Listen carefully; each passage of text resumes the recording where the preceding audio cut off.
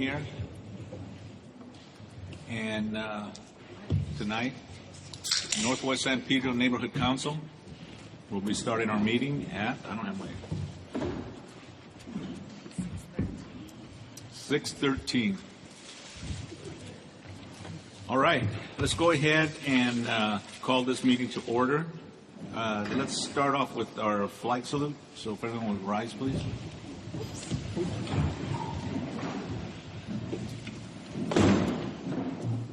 Hands on your heart.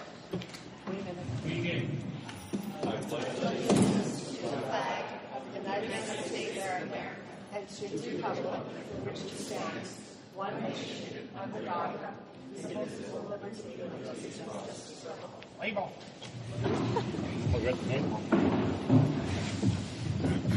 Okay, Vic's not here. Are you going to call the roll? You want? Yep. Vic said he wouldn't do this.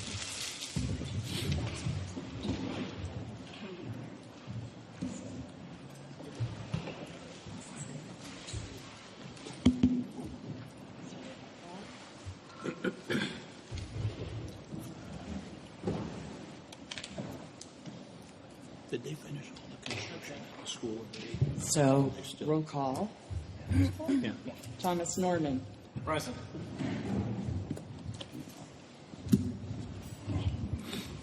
Kane Nicholas. Present. John Barbera. Here. Victor Christensen excused. Ray Regalado. Here. Christina Barbera excused. Adrian Fernandez.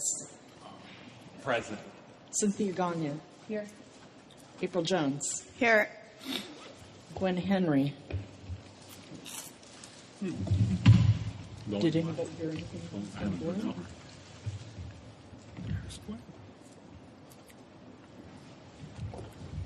Melanie Bragg here. Kelly Miller. Here. Angela Sumner. Here. Chris Vallier. Here. Manny Herrera. Here. Christina Calandra. Here. Alrighty. We have quorum. So that takes care of agenda item number 1. We're moving to 2. We have election/selection of April seat board member. The candidates will be announced by Adrian. Hello. Good evening, everybody. Hello, my name is Adrian. I'm the chair of the Bylaws and Elections Committee. Today is the day that we finally fill the vacancy for the April seat. We have 2 candidates, Christina Dunbar, who is not present today, but we do have, as I see, one candidate, the other candidate, Ben Bruxport. Did I say it right? Perfect. Okay. So with that, Ben will come up. He will give his speech. You guys can ask questions. We'll go to a vote. So, Ben, the light's on you.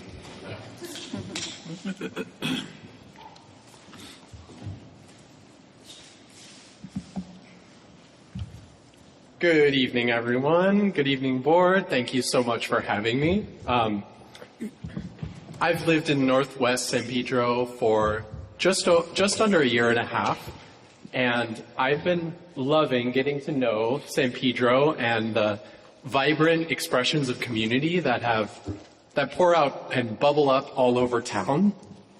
I've seen, especially here, coming to these meetings, valuable grassroots work taking place as far as legislation. Being here as Pat and Diana Nave were honored for their work was an inspiring moment for me to see the value of the neighborhood councils as a force for kind of coalescing community action and being a voice for change and being a voice for that neighborhood spirit to kind of bubble up and show the world really what our little area of San Pedro is about. I'm really excited to join the board to participate in that ongoing work. This will give me the opportunity to participate in it and just join my forces with you. I would like to talk a little bit about what I'd like to focus on as a member of the board. My chief area of concern is environmental. I'd like to make sure that developers that are coming to San Pedro hear a push for renewable and sustainable technology coming from our communities and strengthening them in the long run.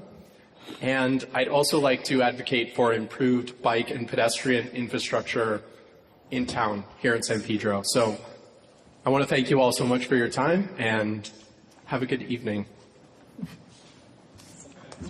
Oh. You're going to take questions if anybody has any. Melanie. So, what do you see your focus that you would like besides sustainability? So, is that the committee that you'd want to join? Because our bylaws, as a board member, you'll have to pick one committee at least to join. Yes, so I do. So sustainability would be where you'd want to go? Okay. And do you have a background in sustainability stuff or? Yeah, I'm glad you asked. I worked for just shy of 2 years at one of our nation's national laboratories for the Department of Energy called the National Renewable Energy Laboratory. There I learned about a variety of sustainability technologies and really learned how important it is for the local level to local government to pursue the application of those technologies. So I think that's a really important way to move that forward. Thank you. Start midnight, of course. I'm just curious where you're from and how you came to San Pedro. Can you speak into the microphone? I was just curious where you're from and how you came to San Pedro.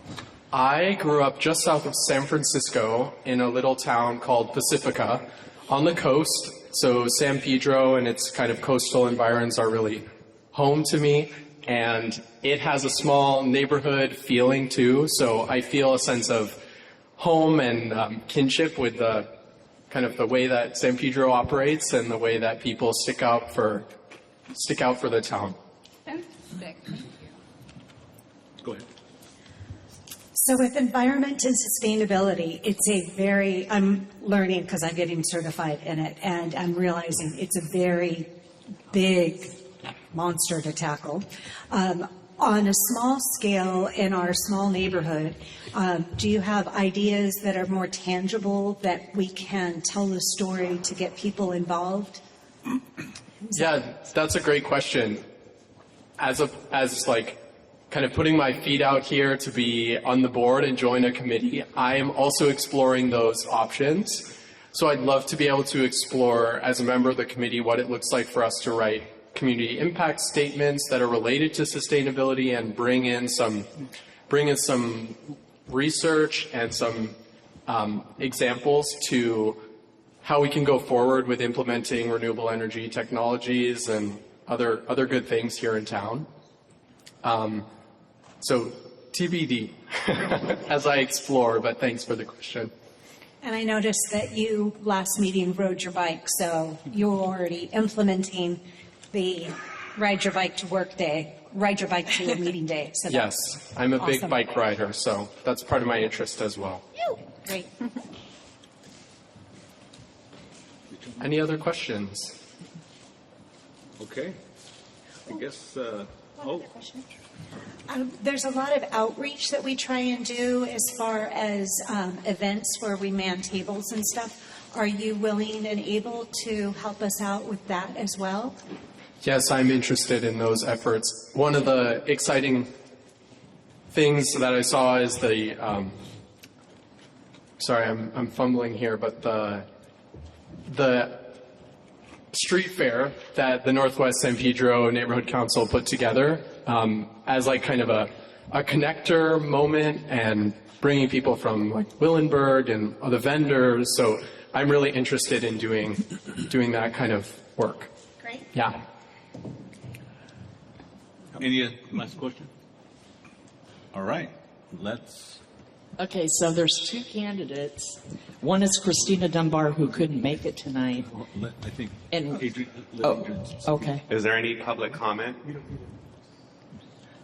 Hearing none. To the vote, because Christina's not here, we'll just vote on Ben. Oh, We'll just do a yes or no on Ben. is that fine? Okay. Yes, just a yes or no on Ben. 'cause Just an yes or no just on a yes, Ben? yes, a yes or no on Okay. Ben. So, Thomas Norman, Yes. Kane Nicholas, Yes. John Barbera, Yes. Ray Regalado, are you abstaining or? Abstain. Well, no, No. I just can't vote. Okay. At the end, if there's a tie. Christina Barbera excused. Adrian, Yeah, yes.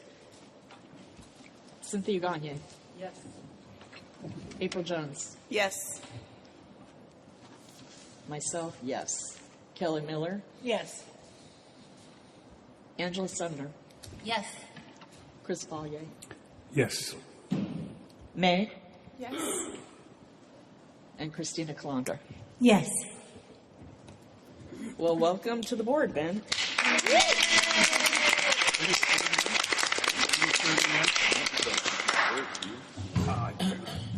Maybe Adrian? We do have to. Thank you.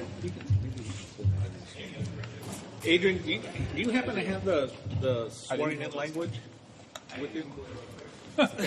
Real quickly, I can Google it. We'll have ChatGPT write us a new one. I'm swearing in. Yeah. I got it. Thank you. All right, before we swear at you or swear you in, That comes later. we're gonna do a little public comment. So I do have public comment cards. If there is anyone there that would like to make a comment on a non-agenda item, please fill out a card so that we can give you an opportunity to do it. Remember, 2 minutes. That's what you all have. So we're going to start off with, and I call them in the order in which I got them. So, you need So, another pen, Ellen Franz. and then the information for business cards there. Thank you, and good evening, and congratulations to the new council member, and I appreciate your interest in environment and sustainability, which is actually what I'm here to talk about this evening. Some of you may know last week was World Wildlife Day, and next month is Earth Day, which provides a framework in which we really ought to consider our relationship to the natural world and our impact on it at a number of different levels. Given my time restraints, I will restrict my comments to pointing out that on March the 18th, Earth Day technically is March 22nd, but that doesn't fall on a weekend. So March 18th, there are volunteer events at a number of sites for Earth Day, one of which I'm an advocate for. March 18th at White Point Nature Preserve. And from 9 to 12, there will be an event there and opportunities to contribute your time and energy to restoring the environment at the White Point Nature Preserve. The following weekend, April 25th and 26th, we have an annual fundraiser for the White Point Nature Preserve and Nature Education Center, which, as many of you know, is a city park, but the city doesn't manage it. They don't have the resources. So an outside organization, the Palos Verdes Peninsula Land Conservancy, and a subgroup called the White Point Community Group manage the site. And we have a major fundraiser showing the Wild and Scenic Film Festival from up north in Chico. And you can get tickets from the website of the Land Conservancy, pvplc.org. How many of you have been to the Wild and Scenic Film Festival before? I'm sure at least some of you have. And it's generally a good show. All the shows always sell out. And it's a great way to support nature education and maintenance of natural habitat and open space for wildlife. Thank you. Thank you. Thank you. Next, Adrian. I just want to give a public comment, just real briefly, that the Toberman Neighborhood Center will be having our spring camp. It will be from March 30th to April 5th. sign your kid up. We're going to have an amazing week. We'll be going on field trips. We're going to go to Knott's Berry Farm. We're going to go to Cal State Dominguez. We'll be doing some fun workshops. So if you know any kids, if you have any kids, any grandkids, who just need a place to hang out for the spring break, we're going to be doing lots of amazing stuff over at the Toberman Neighborhood Center. I left some flyers in the back. Thank you. Thank you. Next, Angela. Hello. When I'm not here, I'm sailing, and I'm the Vice Commodore of the Buccaneer Yacht Club, and I wanted to let everybody know that we have a class coming up on April 18th at 9 a.m., which is an introduction to sailboat racing, and it's completely free, and if you come to the class, we'll put you on the boat for your first race that day. So you should come. We have a website. It's buccaneeryachtclub.com. There is also a Buccaneer Yacht Club in Mobile, Alabama. Don't sign up with that one. Well, I mean, you can, but, you know, you'll have more fun here. And we don't have an RSVP button now, but I just talked to the Commodore, and he's going to make it easy for you to let us know you want to come so that we can make sure there's a space on a boat for you. And you should do it. It's so fun. And free. Thank you. Okay, next, Rachel?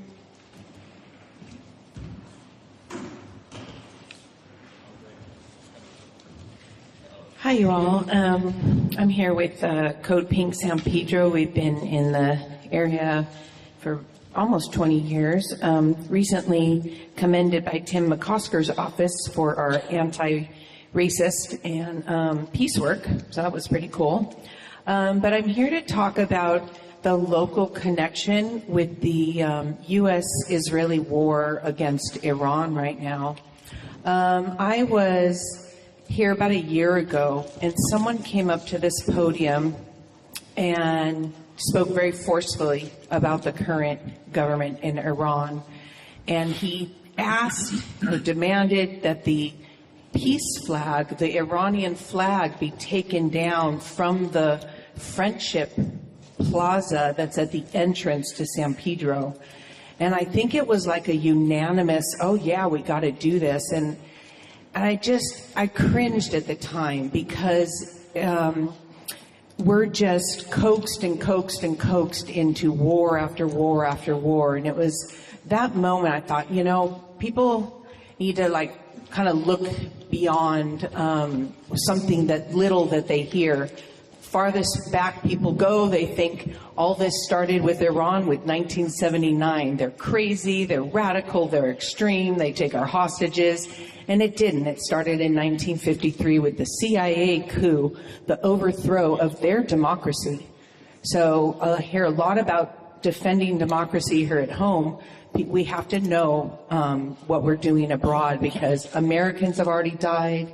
American young people are going to be more recruited too if we don't start getting a handle on these wars. And, you know, we have a lot of that going on around here. So anyway, look up Code Pink for a lot of information. But I just, you know, to maybe think when about how knee-jerk it is to turn against another country when we really just need to be looking at ours. Thank you. I'm going to pass around a flyer to everybody. Thank you. Thank you. Next up, Drew Leach.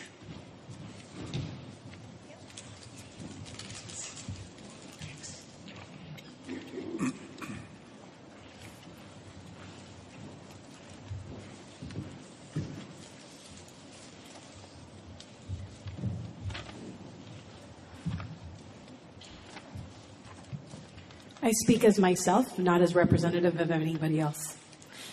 My name is Drew Al-Yushmarni Leach, and I am an Iranian American. For 47 years, Iranians have peacefully protested against the occupying Islamic Republic regime. Every time the regime has answered with violence, people beaten, jailed, disappeared, and murdered. In January 2026, following the call of Iranian opposition leader Reza Pahlavi, more than 25 million Iranians took to the streets peacefully, demanding their rights and calling for the mullahs to leave power. The regime responded with a massacre. In less than 48 hours on January 8th and 9th, over 50,000 Iranians were murdered including children, sniped in the streets by foreign militias brought in from Iraq and Afghanistan. 350,000 people were injured and tens of thousands were jailed. Yet even after this crime, Iranians remained in the streets, unarmed, angry, and determined. The regime answered with more bullets and shut down the internet to hide the truth. The message of the Iranian people is clear. They want neither the Islamic regime, nor reformists, nor the MEK, nor separatists. Millions of people are calling for one leader, Reza Pahlavi. Donald J. Trump recently said that the United States should be involved in choosing Iran's next leader after the death of the previous supreme leader. He stated that the new leader is not going to last long without U.S. approval and that the U.S. must have a role in this election. In contrast, Benjamin Netanyahu and other officials have publicly emphasized that the Iranian people should decide their own future leadership, framing the conflict as being against the regime rather than the population. President Trump has done an extraordinary job confronting the mullahs and weakening their forces in Iran. The Iranian nation recognizes and appreciates this. However, Prime Minister Netanyahu is right about one thing. The future leader of Iran must be chosen by the Iranian people. And millions of Iranians have already made their voice clear. They stand behind Crown Prince Reza Pahlavi as a figure to drive and guide the country forward. We as Iranians are grateful that the old lion and sun flag is flying in the exit park in the Sister Cities Plaza. Tehran and Los Angeles are sister cities. The connection severed after the Islamic regime took over in 1979. We remain frozen in time with that relationship. So it's only true that the Iranian people who are begging for freedom, waving the lion and sun flag, get to see the flag of freedom and a better future flying over the streets of Los Angeles. Thank you. Thank you. Our last public comment is April Jones. Hi, I just want to give an update on the 7 motions for Film LA. I've been covering the film industry for quite a while. We've lost tens of thousands of jobs since the peak of the strikes. And last week, 7 motions were passed to keep Hollywood home. I'm just going to go through them real quick. Free micro shoot permitting, free public shooting permits for crews 10 or less, independent audit of the film permitting system, Made in LA branding and business directory, promoting Los Angeles local businesses and services while creating a unified Made in LA brand to drive local spending and tourism, executive directive, accountability, soundstage certification and fast track development, citywide filming rules, regional filming agreements. We're basically cutting the red tape. We've been dealing with runaway productions because it's so expensive to film in Los Angeles. And last week, all these motions were passed. So I just wanted to, this is going to bring in lots of jobs for the creatives. This is affecting me and all my friends. So this is a very monumental moment in the film industry. So I just wanted to report that. Thank you. Okay, we're going to close out item number 3. Move on to item number 4, homelessness liaison report. Lori? Oh, that's right. Make your way, but we're going to swear in Ben. Sorry about that.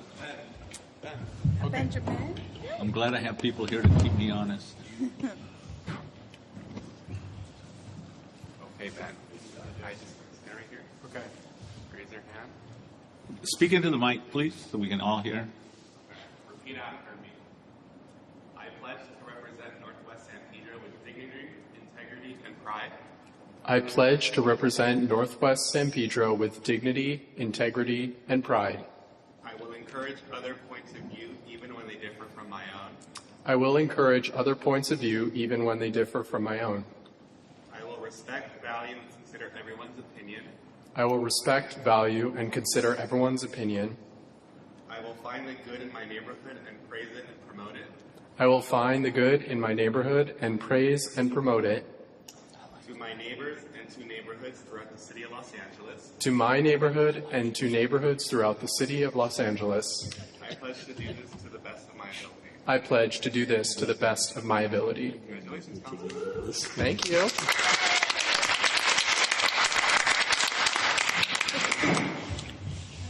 So if I can just ask for those people who are responsible, we need a nameplate and cards. She's right next to you. I'm right next to you. Well, no, I wanted to make it public so that no one can say that I didn't advocate for Ben's equipment. Why you never told us to do it? Thanks, Ray. Okay, you're up. All right, Lori, your turn. Thank you. Good evening, board. I'm sure you missed me last month. You got a break from a homelessness report, but I'm back. So I want to start out, well, first of all, welcome Benjamin, and yay to having more people involved with sustainability and environmental issues. Right on. So I want to thank the Northwest San Pedro Neighborhood Council people who showed up for the homeless count.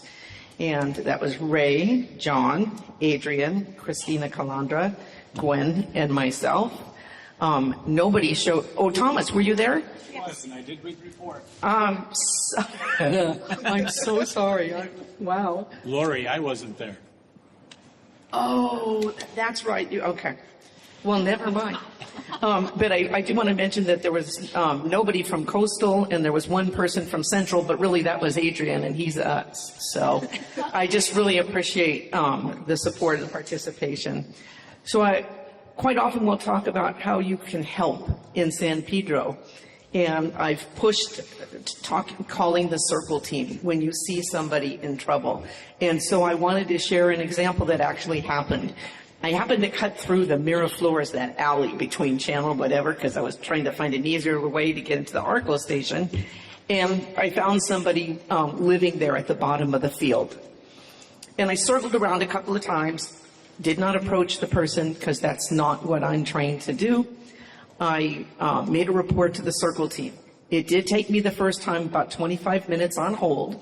It's okay. I played on the computer while I was waiting, and I gave the report. Then a few days later, I drove around, saw he was still there. So I happened to know where the circle team vans were, and I went over and I ran into one of them. And they said, when we went there, the person wasn't there. You need to call it in again. And I said, the person's there right now, so I'm calling right now. And I did. At the same time, in the alley was a tremendous amount of trash, which appeared to come from this person. All kinds of food wrappers. And there was definitely some sanitation issues. And I was told to reach out to Tim McCosker's office, the clean team, and I called him. And George explained to me, so I want you to understand that if when they go there, the person is there and says, no, that's not trash, that's my stuff, they cannot take it, even though it's obviously trash. And that's to protect people because people have had their documents thrown out. So I followed up again. And I drove by there yesterday. The person is gone. The alley's completely cleaned up. And I believe Drew sent pictures to show that it was cleaned up. So I don't know if the person got housed, put into shelter.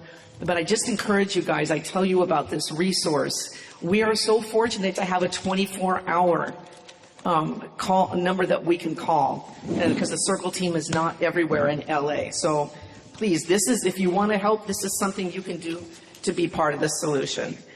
In December, I gave sort of a heavy-handed report about how serious the federal budget cuts were going to be that were proposed. Well, the cuts on what they call NOFO. NOFO stands for Notice of Funding Opportunity. A judge put it on hold. Okay, they blocked it, and they denied the request. And so it's paused right now.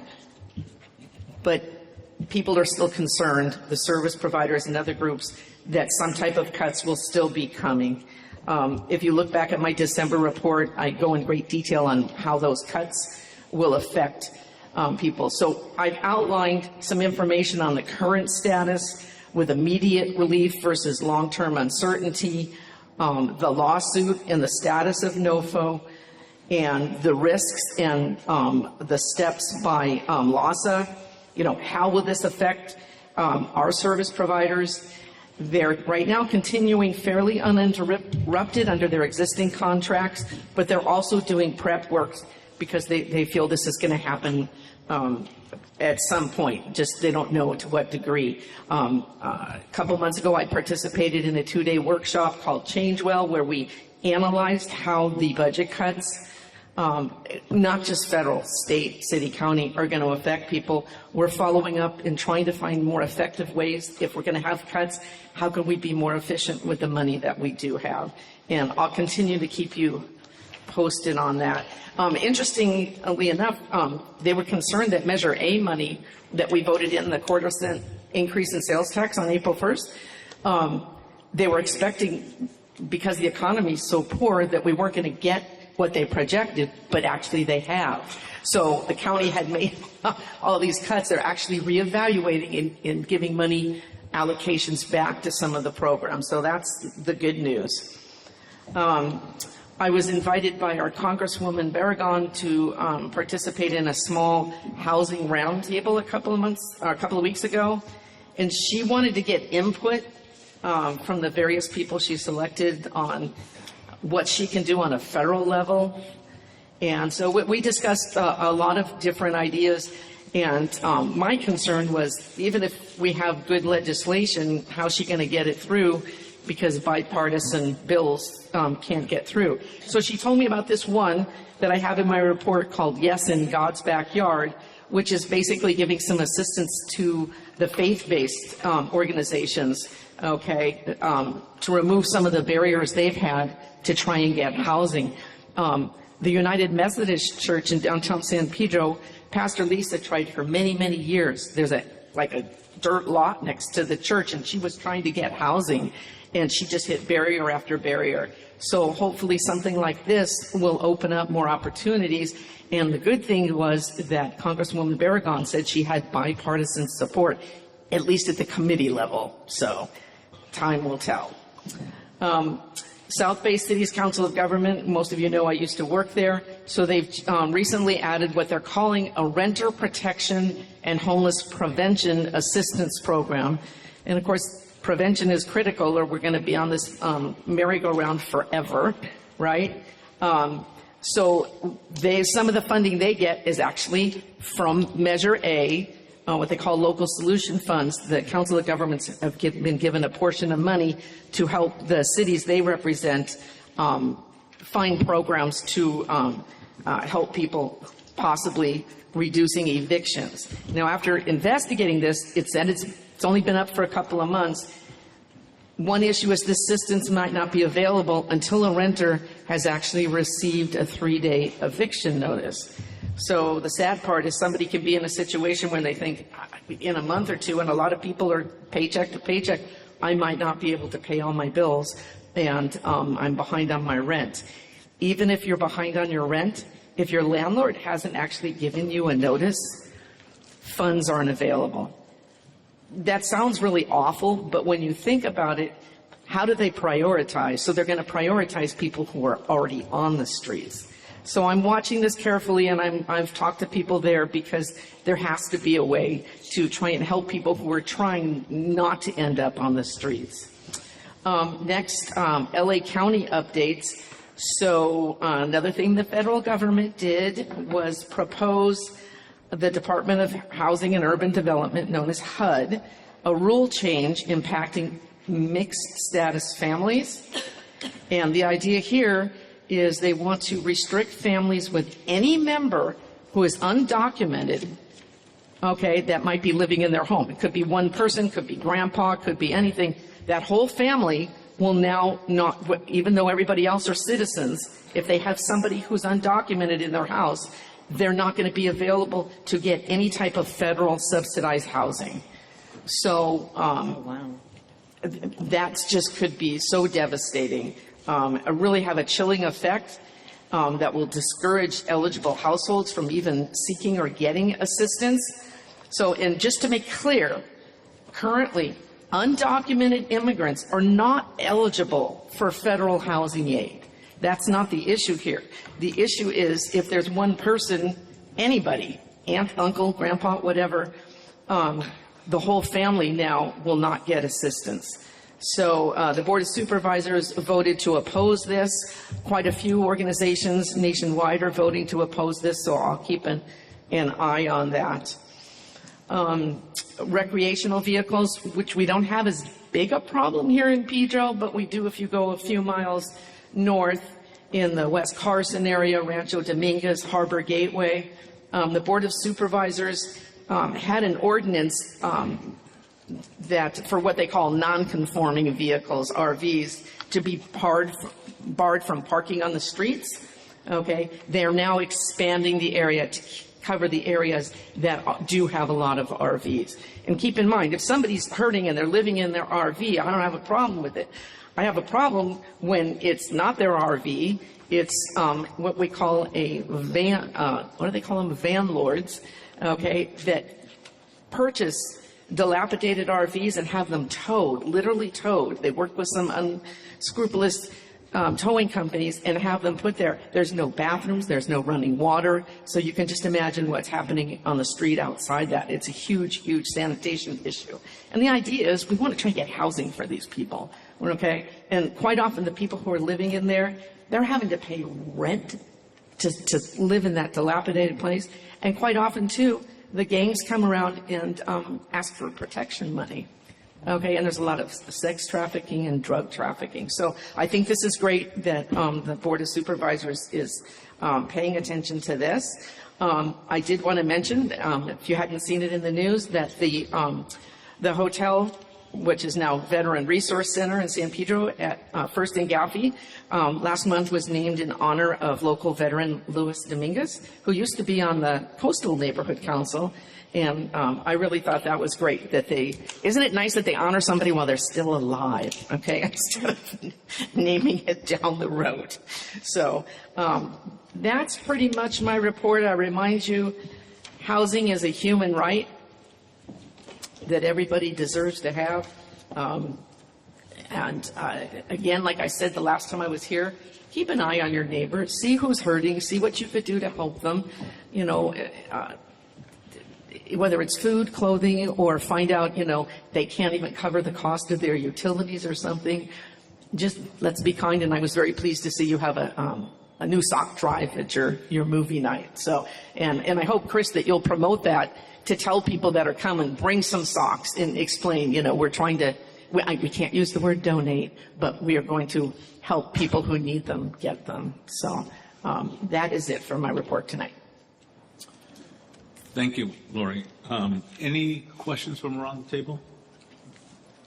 Yes, Christina. One question about the RVs that are being rented out. Mm-hmm. Do we have a large population of those in this area?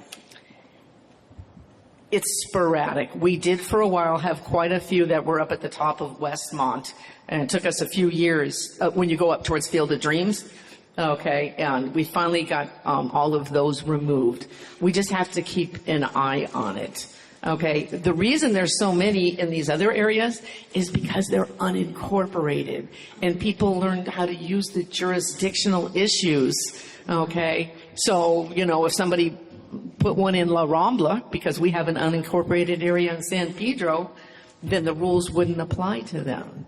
So mostly it's, I don't know why we have unincorporated areas, quite honestly. So that's, right now I don't see a lot. And the homeless count, I don't know about the other people that went around, we didn't see really, we saw a couple of RVs that it looked like people were living in, but we didn't see them like in the gateway where the trash is piled up higher than, sometimes taller than me. So it hasn't been as severe. But I think we still need to be cognizant and support the city of LA and the county. Yeah, because I'm just curious if there's identifiers that as we're all roaming about, if we see one of these types of RVs where there might be human trafficking. I mean, I want to make sure that I'm alerting the right people, because that's horrifying. First, I would call the Circle team and let them, they'll determine, because you never want to put yourself in a dangerous situation. So, yeah. But thank you. Good question. Any other questions from around the table? Yeah. John? Lori, just you mentioned Rancho Dominguez. That's where I work. I know. So when I get off on the 710 on Del Amo, and I make the right and I get on Susanna, all up and down, and even down my street on Anna where the shop is. But here's what the business owners are doing. They're putting all those, fill it in with water or you fill it with sand, railings blocking those roads. Or they're using 55-gallon drums of sand. And all up and down the streets, they're doing that. Ones they can't get rid of are the ones on Susanna. Because we asked a question one day to the mayor over there of Compton, says, look at what these people are doing. The trash is high. And her answer was, is it bothering you? Doesn't bother me. And that's how she left it, yeah. Even Tim tried to talk to them and listen. So these people took it in their own hands to, we'll just block the streets and then they can't. I can appreciate that. And sometimes what happens is on one side of the street is city and the other side of the street is county. And I'm going to tell you that there are city personnel that go to the other side of the street and vice versa. And it's one of those, it's their responsibility. I'm trying to focus on the positive that they're addressing it. Melanie? Yeah, and like Lori was saying about being safe and not approaching the RVs or anything like that, because some of them that are rented, and it's hard to tell if they're privately owned or rented. You don't know. And that's something that, like Lori said, the officers would determine. But what has happened with a lot of these, even up on Westmont, they don't pay their rent. The gang members come and torch the RVs. Right. That's right. They set them ablaze, and up they go. They're sending a message. Very clearly, they're sending a message. There's fires every week in the Harbor Gateway area because of this. Those RVs have no value. They basically get them free out of auction. Okay? So it definitely is an issue if anybody ever wants to. It almost looks like Skid Row if you go up and down the street. It's much better now. And I will tout my friend Dave Matthews, who's been extremely active in that area in getting resources and getting the community to work together and the business owners, because people couldn't even get to some of the businesses because these are blocking the streets. And think about the sanitation and the stuff that's running into our water. It's bad. So we're making progress. It's just a little bit slow. And part of the problem too is, so even if they decide that the county wants to get rid of the RV, if there's no VIN number on there, and so they can't get a hold of an owner, right? They tow it somewhere, and they still have to have a waiting period. So they have to have a place to tow them to, which seems ridiculous, right? Again, this is part of the things that we need to work with our city government and county government to change. There should be a way, if they're dilapidated, to just demolish them right where they are. So, thank you, guys. Any questions from the audience? No? Lori, thank you very much. Thank you, guys. Okay, that takes care of item number 4. Moving on to 5, our elected governmental and public safety representatives. I do recognize a couple people in that heading. So, Drew, you want to go first?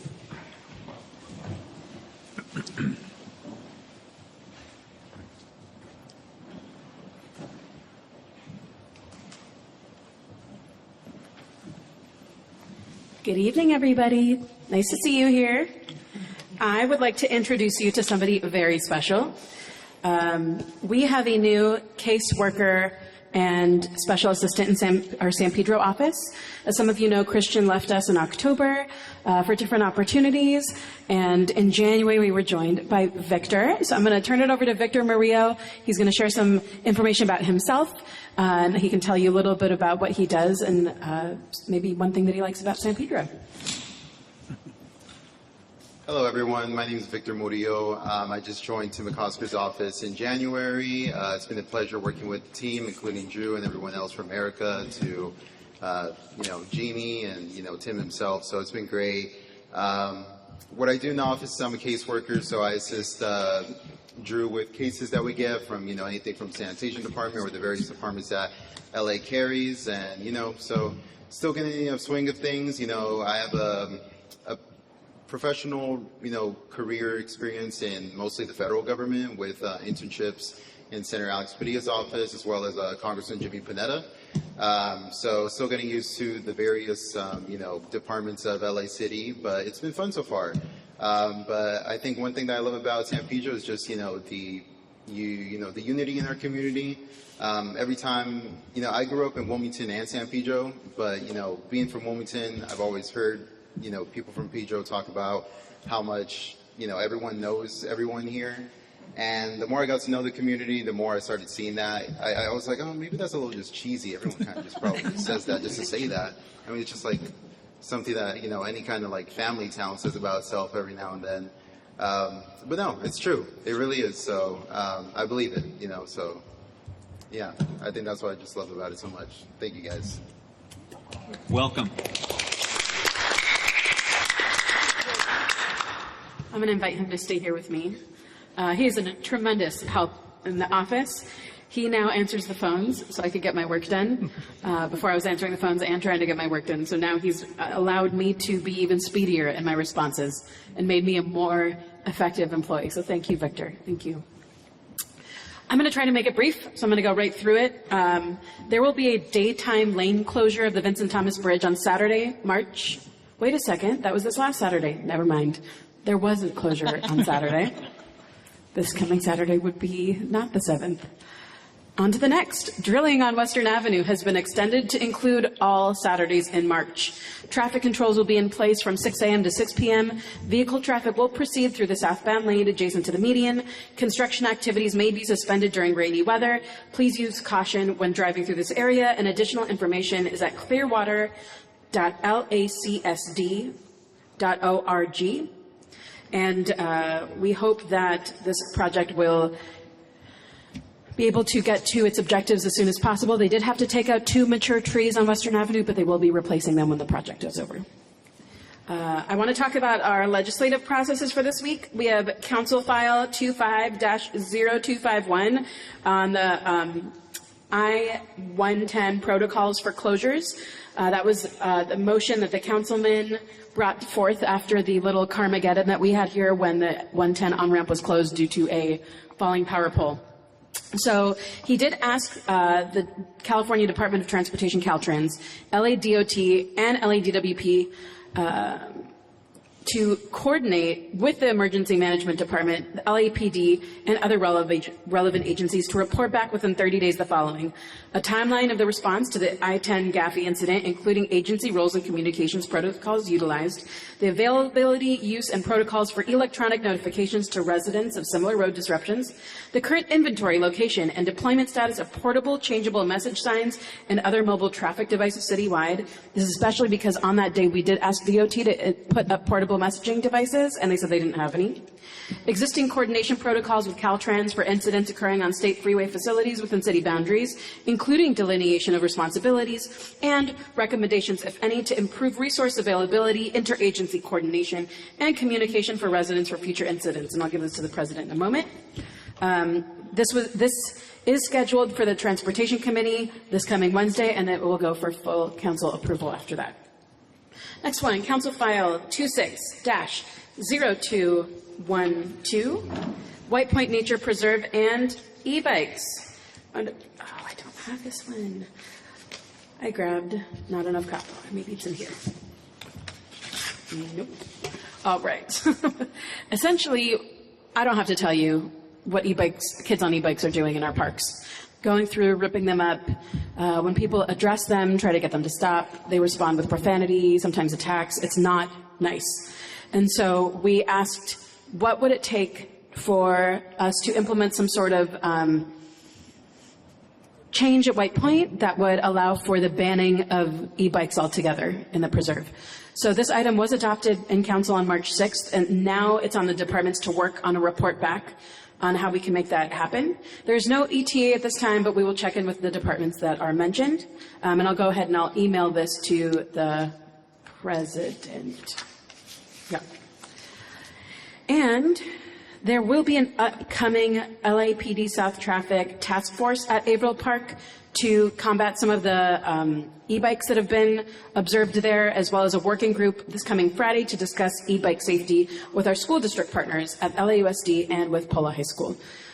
We understand that sometimes parents may be part of the issue, and so we need to figure out how do we get them at school? How do we help impart the values that they should be getting holistically, but maybe not? So I'll report on that at our next neighborhood council meeting. And finally, Council File 26-0215 regarding 2100 Southwestern Avenue. The councilman, this is the old Little Sisters of the Poor. Some of you may recall that we did have an unlicensed surprise sober living home move into the small building at the northern edge of the property. They're all out now. They're not there anymore. But what we do want to find out is what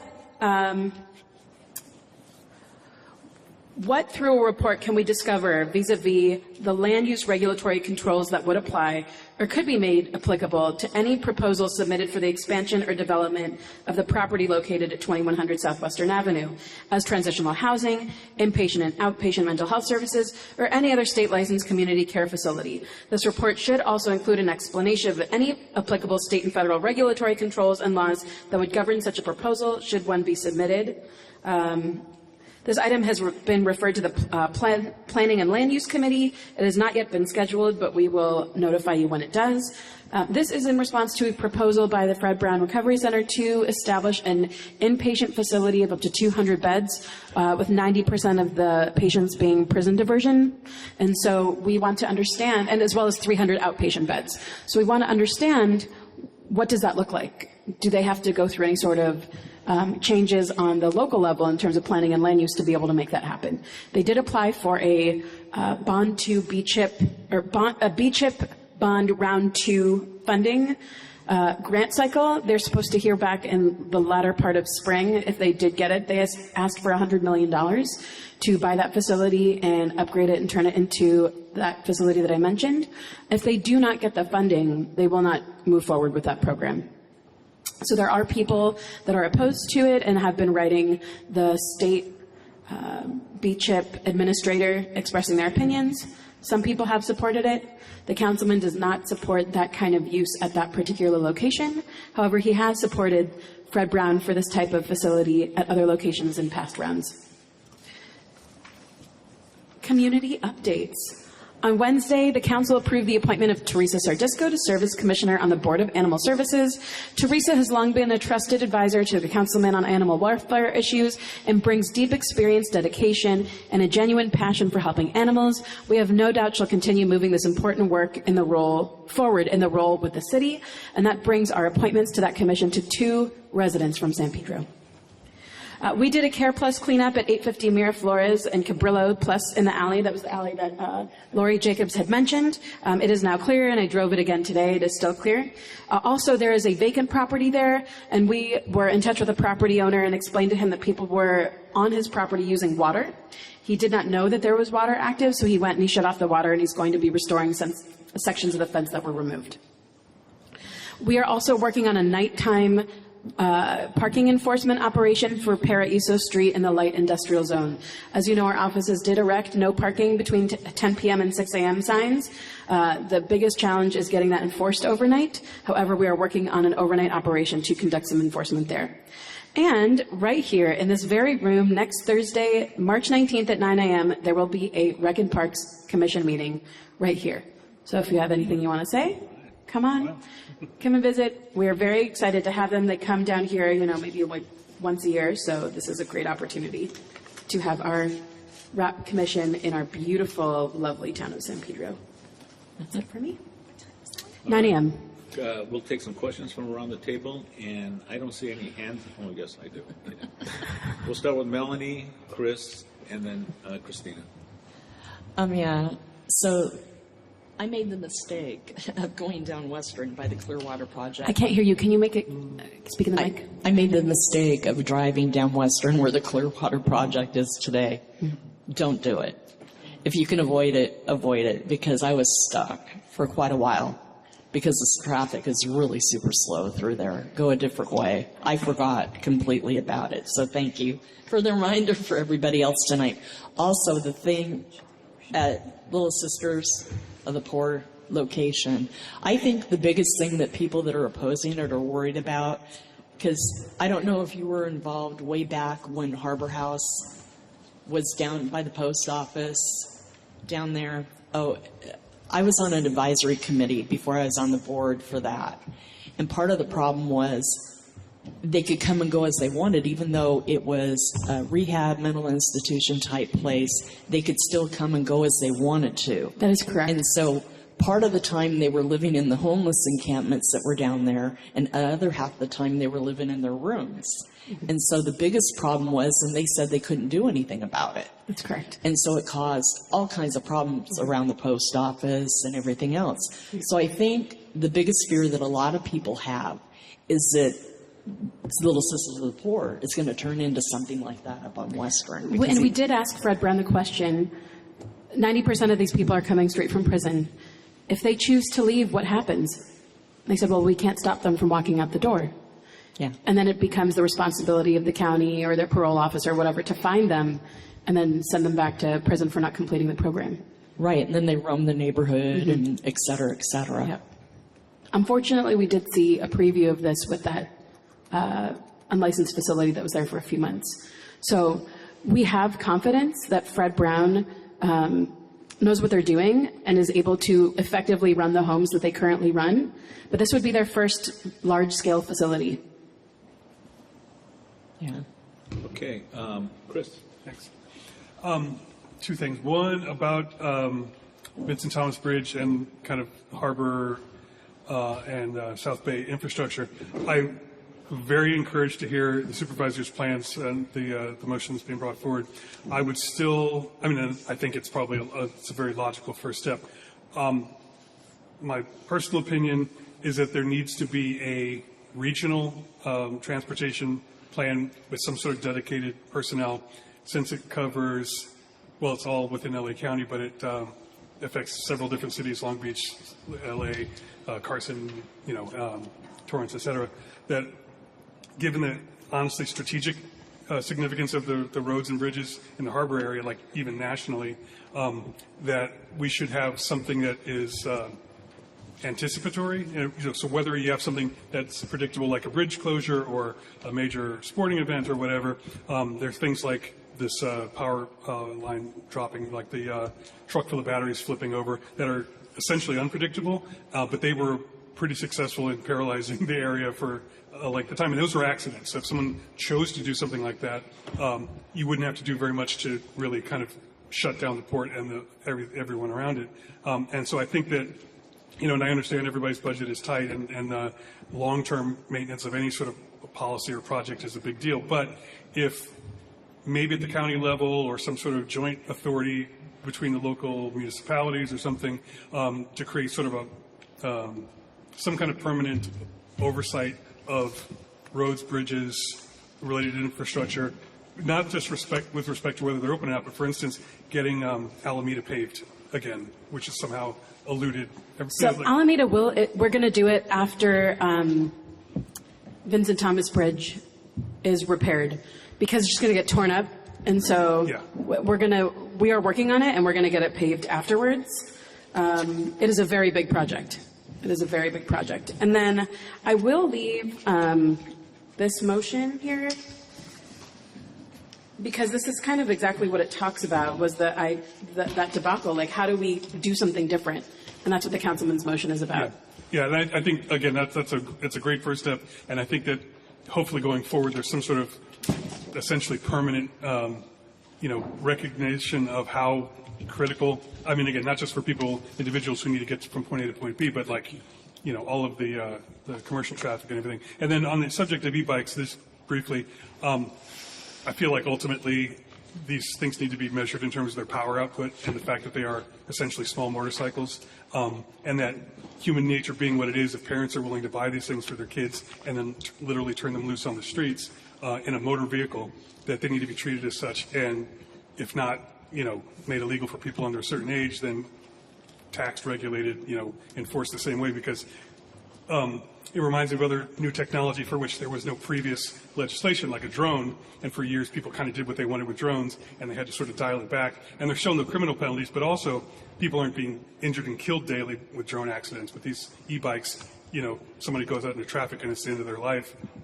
And so, again, good first steps. I think ultimately we'll find they need to be regulated just like motorcycles are, and that you can't be 14 and then just go tear off on one, 100%, and it is up to the Department of Motor Vehicles to regulate this, and we have been advocating with our state legislators to do something about it. So I highly recommend that if you take a position, to reach out to your state representatives, because ultimately it is the state that needs to enact these. Thank you. Yep. Christina. So I had a question regarding CIS 260212, White Point and e-bikes.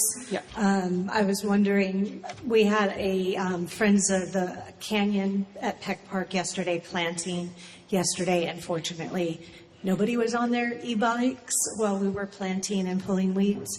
But I live over there, and I often do hear people, and I know bikes are illegal. Will there be any way to add Peck Park onto this White Point, or would that be a separate CIS? We can look into it. The first step is getting a report back from the departments and the city attorney to find out what kind of restrictions we can place there, because there is no guidance on e-bikes. So we're asking for that guidance on e-bikes. So I think once that comes back, then we can absolutely look at adding all of our parks, because we do know that we are not the only council district that is dealing with this in our open spaces. There are other council districts that are dealing with this. So while this may have started with White Point, I'm pretty confident that it will become a citywide issue. So with that said, would the best course of action be that we work together and create a letter? I would do a community impact statement that includes a recommendation that Peck Park also be included. So if you can include that, and if you don't want to put that in your CIS, but you want me to elevate that to our legislative team, go ahead and send me an email, and I'm happy to bring that up. Thank you. If I can just say that in my capacity as Commissioner on Transportation, I have mentioned it at in one of our previous meetings there at the commission about the concern the community is going to have with the elevated amount of perceived traffic that's going to be on our streets because of the various construction jobs that are going to occur. Vincent Thomas Bridge, Gibson, and Phillips 66. And although they agreed that, yep, we know, I didn't get a real great feeling that they're going to do anything about it. I was just thinking perhaps a traffic study. So I know that there is another motion that the councilman did put forth, but it was primarily concerning Wilmington, so I didn't bring it here today. But if you can shoot me an email, I'll send it to you, because the councilman is also looking into that. And some of the ways that we were brainstorming as a staff was to work with companies like Google to, while the bridge is closed, reroute them far above the harbor, so that people aren't being sent to Harry Bridges or Anaheim or PCH, but even further up, like Carson or even the 405. So we cannot be the only community that bears the burden of all of the extra traffic, especially for other people, other vehicles that could be just going a different way that may not know it because their maps are directing them through our communities. Yeah, appreciate that. All right. Real quickly, I don't know if they still have the same function, but I believe with Waze, which is owned by Google, there was a way that for transportation agencies to sort of announce, like, if we have a pre-planned closure, because they will often, if you look at the map, they'll have the red and white stripe indicating a road's closed or restricted. And so I think that even if there isn't a way built into the software, somebody from Caltrans or LADOT could probably reach out and say, hey, this is going to be a thing. And it'll probably, I think the software is designed to automatically sort of route people around that just based on travel time. But then if they know something's going to be closed, they'll just sort of take it off the list of options. What would be cool is if they can say some of our collector streets are closed even if they aren't. That's really the only way to do it. But and even by a de facto, if the travel time on a particular route is impacted, it will route you around that eventually. Right. And I think that you can kind of lean into that by sort of, I think there's ways to sort of designate in their database that this road is going to be slow or whatever. Yeah, they'll be able to do that, but we don't want the algorithm to send them even through our little tiny streets either. Right. Because then you're going to see an influx of these vehicles. When I'm up in LA and I take Waze, I want to get home faster, and then it sends me through these neighborhoods, and I got to make like left turns across Olympic, and I'm like, what are you doing to me? Waze, you know? Like, come on, man. For a little while, they had an option to tell it not to give you left turns onto major. I think they took it out, but it is an option. And I think again, with as many users as there are in LA County, I think somebody could probably get on the horn with them and say, "Hey, and we hope to do that. Yeah. But it wasn't the left turn over the Olympic necessarily, which was like definitely a pain in the that tushy. specific one, yes. But it was the routing me through these tiny little neighborhoods. Right. And think about the increased traffic that they're going to have to deal with, and the roads that are not necessarily meant for that kind of traffic at that volume. So we're going to do whatever we can to protect our harbor community, and hope for the best, I guess. Thanks. Melanie has one very quick question. Okay, one more. So it's ironic that at Public Safety, we were talking about the very thing that Tim's motion was. One of the things that we were talking about that we were going to do a letter to request is that signs start being stored here in San Pedro, rather than relying on the city and Caltrans to get them to us when something like the Gaffey flood happens or road closures, et cetera. Because it takes forever and they aren't reliable. The other thing was, and I wanted to present to you that we're working on, and I'm gonna talk to Tim about it to explore. I really think it's time that the harbor area have their own app for emergency alerts, because LA City app and the alert apps are failing us rapidly.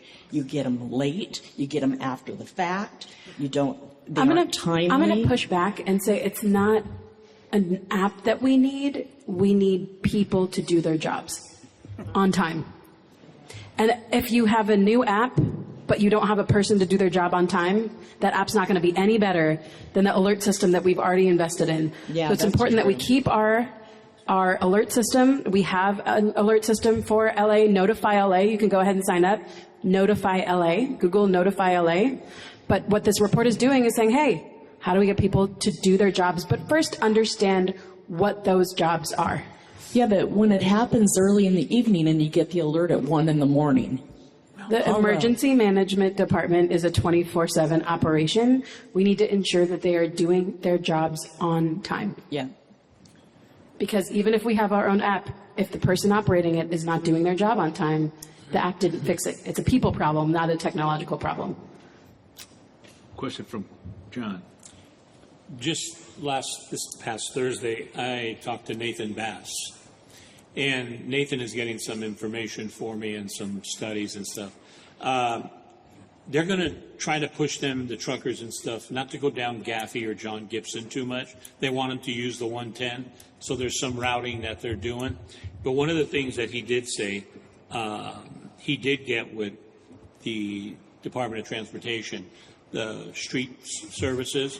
They are, the guys doing Nathan Bass, his group, they are going to refix and repave a lot of the streets. They've made a budget for it. Yep. Quite a few million. So, yeah, that's what the councilman had kind of demanded from the get-go. Yeah, so that is, I know that is there, but.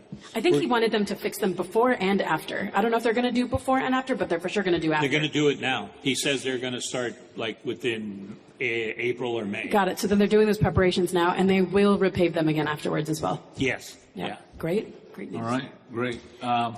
Any other questions around the table? I see no hands. And once again, my cell phone number is 213-905-0251, drew.leach@lacity.org. You can also call the office at 310-732-4515 and talk to our amazing case manager, Victor. He is so pleasant when you call him and he answers the phone. But I did see a hand over here. 2 of them, actually.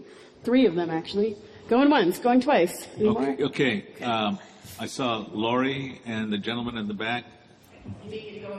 Yeah, that would help so that we can get it recorded. And we're running out of time, so we really want to make sure that we make it quick. So with the projected increase of people experiencing homelessness, and once they are homeless, we see an increase in mental health issues and we see an increase of substance use. I'm thrilled that there's the possibility that at the facility at Little Sisters of the Poor that we could have a good facility for inpatient that can get people housed. Because right now when Circle Team picks somebody up that has mental health issues, guess what? They have no place to take them. So I must say I'm extremely disappointed in the immediate opposition. I appreciate a report, getting information. I'm currently in the process of scheduling a meeting with Fred Brown because I had not heard about 90% of them coming from prison. As a recovering addict myself who got sober in an inpatient program, keeping somebody in the program, not an outpatient program, it has a much more success rate. I'm going to brag. This week I'm 37 years sober. So it's been a long time. And that's why I do the work that I do. So to have an immediate community opposition and even from our council member, I'd like to see the approach with, let's work with Fred Brown and say, what will work? Can we make this mainly mental health and inpatient? Okay, so instead of saying, knocking it down and having concerns, I'd love to see the approach be, how can we help people in our community and make it work? Thank you. So they do have only 12 beds available for homelessness. So, for example, if somebody gets picked up off the street, there are only 12. The projection is only 12 beds available for those people. The other 90% will be people directly through the court system. Okay. Any other questions? The gentleman in the back. Oh, Alan.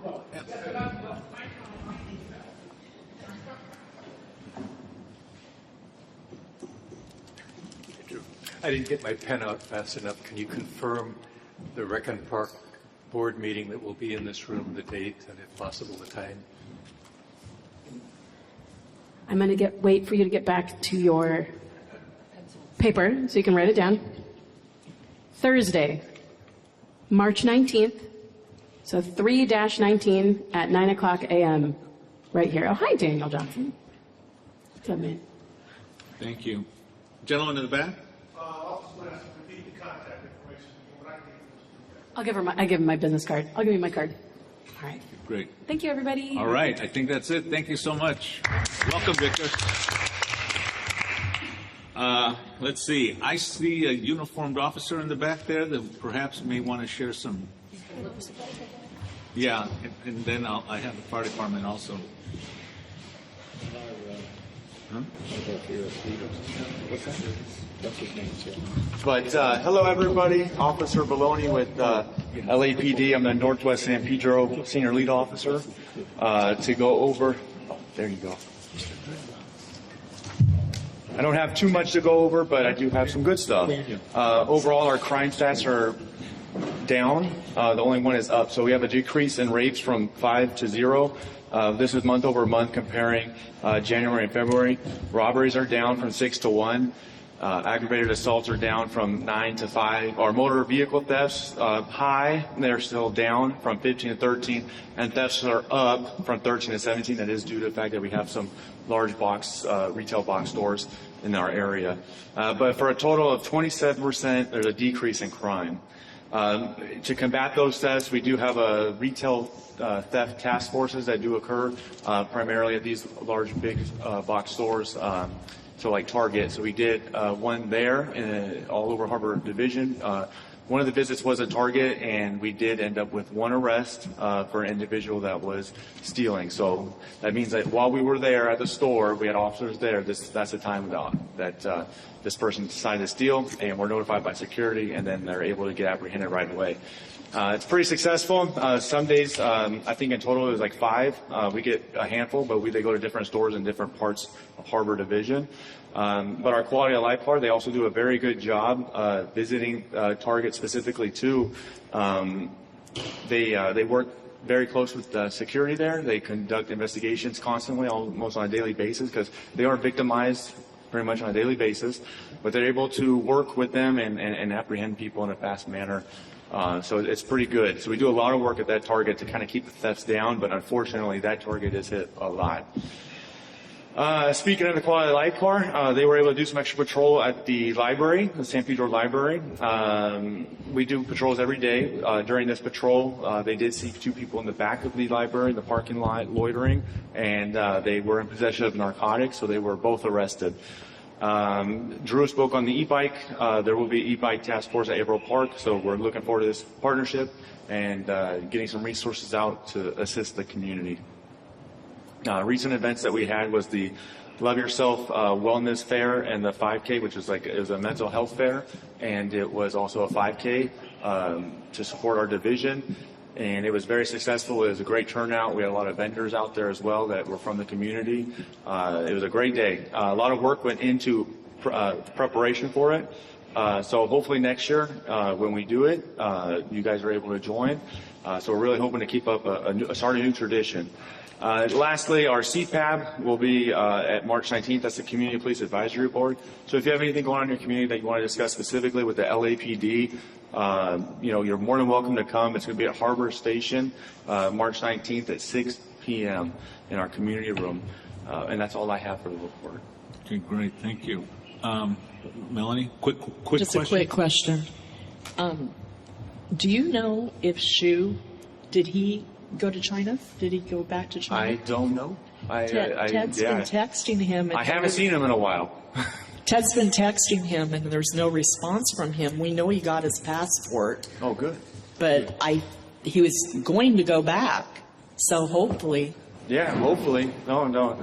Everyone talking about an individual that was suffering from homelessness or experiencing homelessness, and in partnership, community members and other entities and stuff. This person, Melanie and her husband, they did a great job in helping. So hopefully that is the result. I'm hopeful. I haven't seen him, so Yeah, hopeful. Ted was please let it be that he went back to China and immigration didn't pick him up. Yeah. Yeah. All right. Any other questions? I see no hands. Okay. Thank you, Officer Maloney. All right. Really appreciate you being here. Have a good day, everybody, or good evening. We have guests from LAFD. Anything you'd like to say to us or introduce yourself? Really happy to see you all here.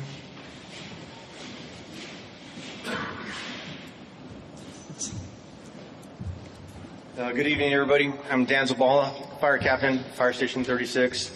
We're located at Gaffey and Miraflores. I just want to remind everybody, Fire Service Day is approaching May 9th. Flyers should be circulated soon. If there's any questions I can answer for you at this time, please feel free. Well, let me just say it's really great to see you all here. We really appreciate the work that you do. And I probably shouldn't say this, but my wife would really be happy that you're here, being that she's a new fire commissioner with you guys. Yolanda Regalado. So Just recently informed of her new position, Yeah. so congratulations to her. Yeah. San Pedro, I believe, will be well represented Yeah. in that capacity. Thank you. Thanks a lot for being here today. Anyone questions for our fire captain?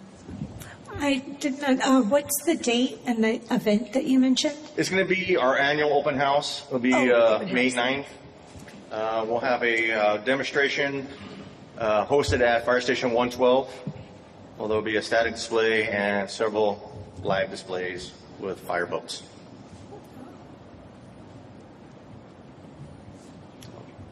Anything else? Anyone? Melanie. You sent a letter asking for us to support for money for the open house. And I wanted to tell you that I want to talk to you about how we can do it because you're a city entity, we can't give a check or anything like that. So we're going to have to get creative I as think to you're going to how. follow up with Captain Shakaro, who's a part of the Operation South Bureau. I believe he was the one that initiated that letter. Okay. And I just found out through a chain of emails that requisition was requested for. Yeah, so we'll just have to do things a little different because of the city entity. I can answer that question. Yeah. If you're wanting, if a neighborhood council is going to want to give money, to a city agency for an event, do a sponsorship. Right. A sponsorship. That's what I was going to suggest. Yeah. It'll be good to go. Yeah. All right. Any other question? Thank you so much for being here, Captain. You guys have a good night. Thank you. Bye.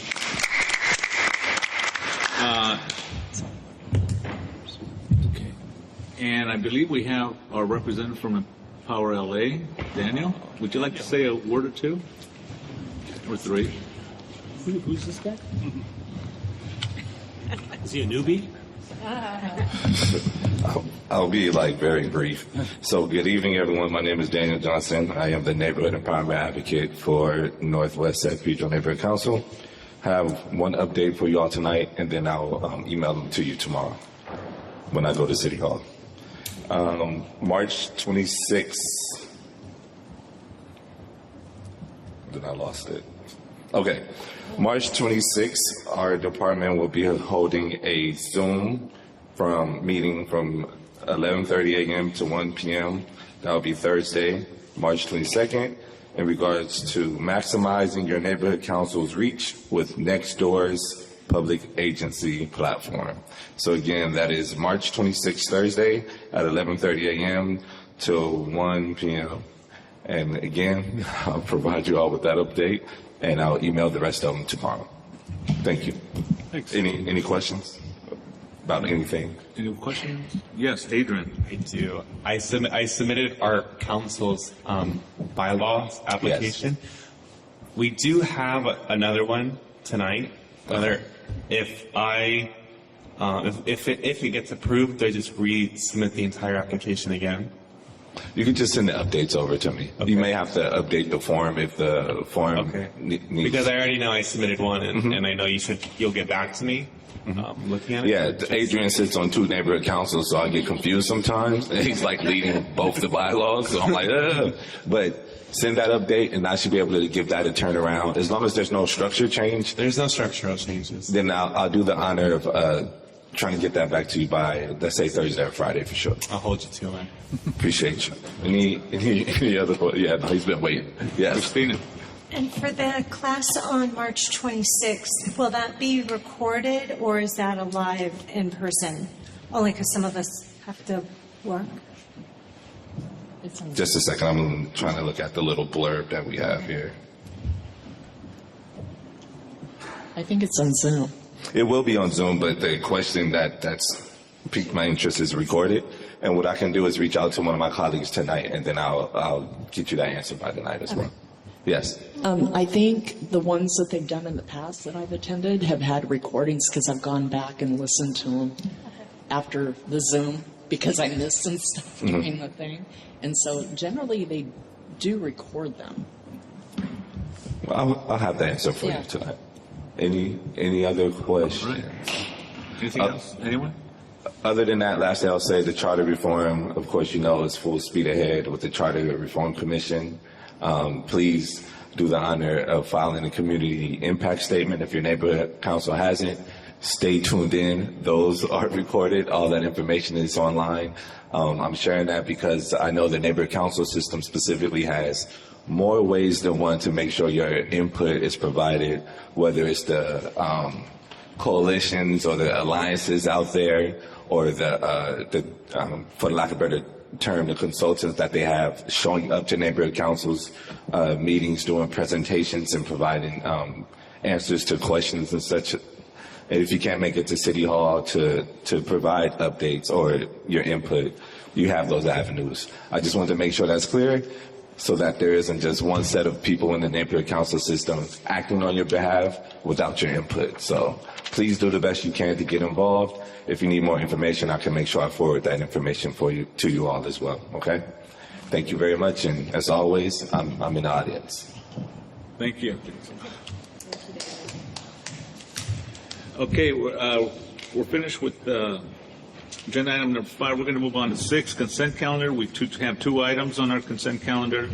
The approval of the February 9th, 2026 board and stakeholder meeting minutes, and also the other item would be the approved February 2026 budget. Can I get a motion? So moved. Second. Moved by Chris, seconded by Adrian. Any discussion? I see no hands for discussion. Can we take a vote? Yep. Thomas Norman. Yes. Kane Nicholas. Yes. John Barbera. Yes. Ray Regalado. Yes. Ben Bruxworth. Yes. Christina Barbera is excused. Adrian Fernandez. Yeah. Cynthia Gagne. April Jones. Yes. And Melanie. Kelly Miller. Yes. Angela Sumner. Yes. Chris Vallier. Yes. And Christina Calandra. Yes. And May, because there's a budget item on there, you can't vote. Okay? All right. That's it? Yep. All right. Moving on to agenda item number 7. We have budget and finance, Melanie, and then we'll move on to bylaws and elections, Adrian. So, Melanie, you're up. Okay. What happened to this? Okay.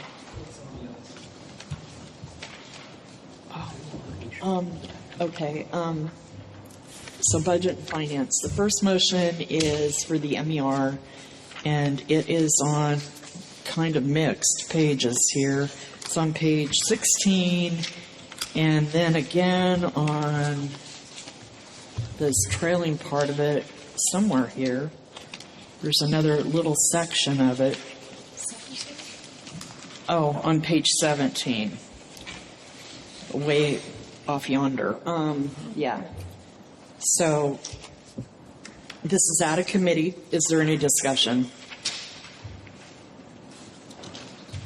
No hands. None? So that being said, Thomas Norman, Yes.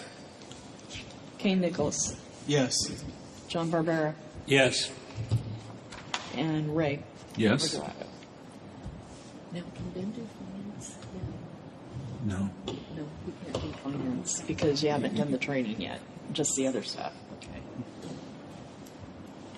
Okay. Christina Barbera, excuse. Adrian Fernandez. Yes. Cynthia Gagne. Yes. April Jones. Yes. Melanie Breck, yes. Kelly Miller. Yes. Angela Sumner. Yes. Chris Vallier. Yes. And Christina Calandra. Yes. Okay, the other motion is, so on the budget, on page 15, we had designated printing for food resources flyer $100. We didn't use it, so this is a motion to reallocate the $100 for that to use for a need to print the flyers of the flyer that's on page 18. 18. Page 18 for the movie in the park that's going to be on March 21st. So this is out of committee. Any discussion? Okay. Thomas Norman. Yes. Kane Nicholas. Yes. John Barbera. Yes. Ray Regalado. Yes. Christina Calandra. Christina Calandra. Yeah. Yes. And Adrian Fernandez. Yes. Cynthia Gagne. Yes. April Jones. Yes. Melanie Breck. Yes. Kelly Miller. Yes. Angela Sumner. Yes. Chris Vallier. Yes. Okay. So that is all of that. Adrian, you're up. Your turn. Hello. We're back here again. So, let's see, number, it's not bullet, it's bullet? So where it says bylaws and elections, sorry, it's bulleted on page 2 on the agenda, number 1. We have one more bylaw amendment that didn't make it in the last round of when we did it. This is not out of committee, but I will go over it real briefly. A little bit of background. I had a little bit of, I'll be honest here, trouble with some of the interpretations when it came to putting out the vacancy form. So I looked back at the bylaws and I felt that it was very vague, and I thought that it needed a little bit of a restructure. So if you go to page 3 and 21, you can see I made change. This is my amendment that came out. And I'm just this is to section 6 of the vacancy. So this would basically be the way we address vacancies. You can see on page 3 is Victor's red lines. And then on page 22 is just kind of the before and after. So I'll read the red line on page 22, the new part. So it says, vacancy section 6, a vacancy on the board with the exception of the UC shall be filled using the following procedure. If there is a general election, if there's a general election selection scheduled to occur within 60 calendar days of vacancy, or no application is received within 45 calendar days of the next general election, the seat shall remain vacant until the general election happens. Number B, vacancy and eligibility requirements shall be an ordinance with Article 4, Section 1 of the Northwest San Pedro Neighborhood Council bylaws. C, the application process will be announced at the next regular scheduled board meeting after the seat becomes vacant. It must be available on the Northwest San Pedro Neighborhood Council website and social media pages within 3 calendar days after the application process has been announced. D, the deadline for submitting applications shall be the Sunday immediately prior to the executive committee meeting. Any stakeholder interested in filling a vacancy shall submit an application by the deadline set by these, it should be bylaws, but standing rules. If no applications are submitted by the application date, the application deadline will be extended to the following month. G, all candidates who are determined to be qualified for the seat shall be invited to present themselves at the next regular board meeting. H, board members will select from among the qualified candidates by a voice vote, and you can see the procedure there. And then I, the select applicant's term shall be, the selected applicant's term shall be until the next regular election is held. So that is the change. I will move, because it's not out of committee. I do need a second, if there is one. I second. Second by Thomas Norman. Is there a discussion on this? Thomas. Did you want to make one amendment before we voted? Oh, yes, I did want to make. To bylaws? Yes. It'll be a friendly amendment. Yeah, so I'll support that amendment as well. Yes. Any other discussion? I need to get to public comment first. Public comment?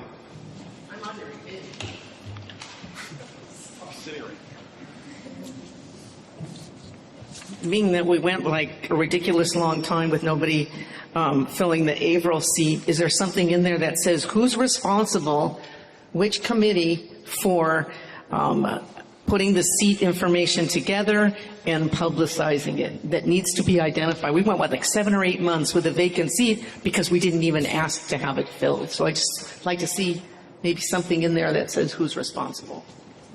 That's addressed in the standing rules. It's the executive committee. Or not the executive, the bylaws and elections committee. That address, it's in the standing rules. But also, you don't have access to post it, so it would have to be posted by outreach. Correct, yes. I mean, that's, in a sense, I wouldn't say it's separate, but I mean, I wouldn't want to have the access just for one thing, especially if we're not filling the vacancy consistently. But hopefully I would ask outreach to work with so me. that would be on you to make Please. sure they're doing what Yes. they need to do. then. Yes. Yes. Any other discussion? Any more public comment? Call for the vote. It was moved by Fernandez, seconded by Norman. Already? So Thomas, Norman, Aye. St. Nicholas, Aye. John Barbera, Aye. Ray Regalado, Yes. Ben Brexport, Aye. Adrian Fernandez, Aye. Cynthia Gagne, Yes. April Jones, Yes. Melanie LeBrecq, yes. Kelly Miller, Yes.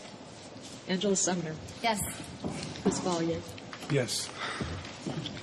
and May Herrera, Yes. and Christina Calandra. Yes.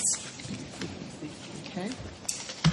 Okay, now to the next one, our standing rule amendments. We have 2 standing rule amendments that we have. One was tabled from the last meeting, and one was introduced not out of committee. They're not on consent, so we're going on each one on their own. So the first one is amendment number 11. This one is adding to section 1 of the standing rules to say, when participating in an in-person board or committee meeting, board and committee members shall avoid side conversations. There was a discussion about this, so any discussion on it? Yes. Wasn't there something in 11 also regarding getting up during the meeting? No, this was the amendment. Oh, okay. This is the amendment. Mr. Norman. Yeah, I'll speak to this one. I think I'm going to vote against it. Been on a lot of boards, chaired some boards, and think that's something a chair can kind of manage without putting it in the bylaws, and seeing side conversations isn't, really explicitly defined. It could be used, abusively too. I do think sometimes on the call of duties that I've engaged, and I think other people have productively engaged in conversations, get information when things are going. So I appreciate the spirit. I've observed how we've been acting this evening, and I'm very impressed with my colleagues. So doesn't seem like it's an essential thing, but I will live if that's what the body wants. Thank you. So I will say that the intent of this motion coming through was the issue of board members getting up, right, and then having to have the side conversations with the elected officials, with the police officers. I think that's something that the motion is aiming to tackle. I know Ray wanted to say something. The other part to that, and we've seen it quite often, is that they'll actually go outside the room and have conversations out there, and definitely hear the conversation, but also miss the vote at times, and that gets really distracting, and it could really do, it's not in the spirit of representing your community. So that, yes, I completely agree that there is some necessity or need to be able to talk among ourselves, briefly, quickly. But when it goes to the back and they're having side conversations, loud conversations, that's what this is. This is the spirit of this amendment. Melanie? I think last month there was more detailed version of this that was submitted. No. Yeah, because that's why Kane was confused by it, because it talked about getting up and talked about all of that in it, where this is more explicit, like me just talking to So Ray. we can make, so what I'll say is this is what was on the last agenda, or the last supporting documents. I think what you're saying is it's a confusion that what the intent is not written there. Okay, and we can make an amendment here to make it more specific. Because I think sometimes for clarification, I'm saying to Ray, what was that he said? Or something like that inside conversation, and that's important sometimes. I think this is more for the getting up and having conversations in the back. So I'll make an amendment right now. I just want to get to everything else. So I would like to do a friendly amendment to amend that to specifically for that. Okay. I'm going to craft a sentence in my head, and then we'll get to Kane. Okay. Let me craft a sentence. Kane, yes. Has the language changed from last? No, it's the same language. Okay, then. There was more clarification, and I stand with Mr. Norman, as my position was last month, whereas there's some things that are for the meeting the quorum versus us being prevented from handling the business of the organization. And so those are very distinct things. and one is, in my opinion, worthy of being in the bylaws versus, a posting in a rudeness. So what I will say to that, and then I'll go to my amendment. I think it is decorum when somebody goes out from away from the table and they're not voting on the issues and they're having side conversations. I wouldn't say limiting that it is decorum. I also will say that this is the standing rules, and the standing rules can be changed at any moment, at any time. They don't need Dunn's approval. This needs a majority of a vote. And to the concern of the confusion, I would like to make an amendment to this motion to make any clarifications to now say when participating in an in-person board or committee meeting, board and committee members shall avoid side conversations that are away from the board or committee table. Yep. Is there a second to that? Second. Yep. Good. Okay, so now any discussion on the amendment? Yeah, I think that makes perfect sense. It allows, I think, well, and of course it would still be the chair's discretion to sort of enforce that. But again, when it's disruptive, as any sort of disruption, I think it's reasonable to have some kind of guardrails without kind of micromanaging. Any other discussion on the amendment? Mr. Nicholas, yes.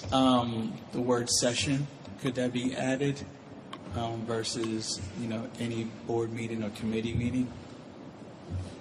Why would session? No, I like the way it is.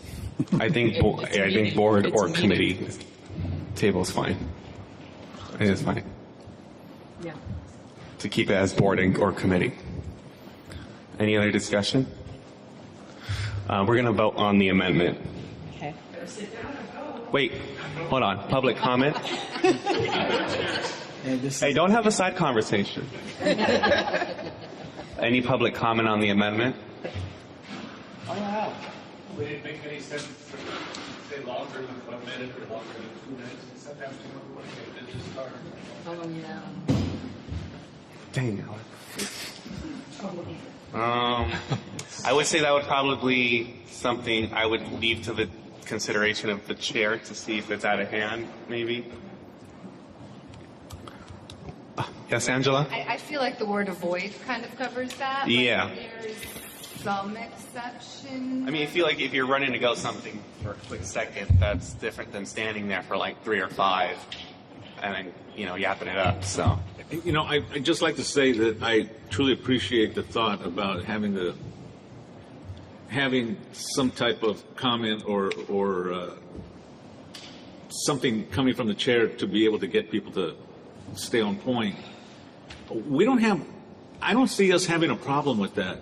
However, on occasion, we may run long on some of our public comments and things like that. And I try to be very flexible as to what is being said.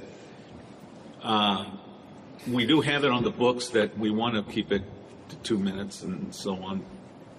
But sometimes I think there is a need to be able to have the flexibility to be a little bit more detailed in the conversation or in the comments. So I'm not really personally invested in having language that says, you got to keep it right on point, because I think for the most part we do stay on point.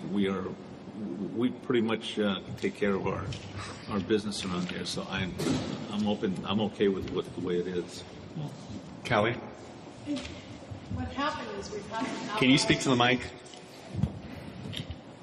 What's happened is we've had a couple outlier incidents where people have been in full conversations with the police officer or with something else, and it's been distracting, and it's hard to curtail the meeting and put it back together. We've had times where people who needed a vote were outside for 20 minutes in a discussion. So I think that some clarification on, can avoid. I really needed to write down what you said, because you changed it and it just kind of went over my head with what you were saying. But, you know, it can be limited to, and I understand Thomas's thing too, where, you know, sometimes you need to go say, hey, can I get that card, or can I have a further thing on it or something? But it can't be these full, we have to be where we come back together quickly and not be out having extended conversations.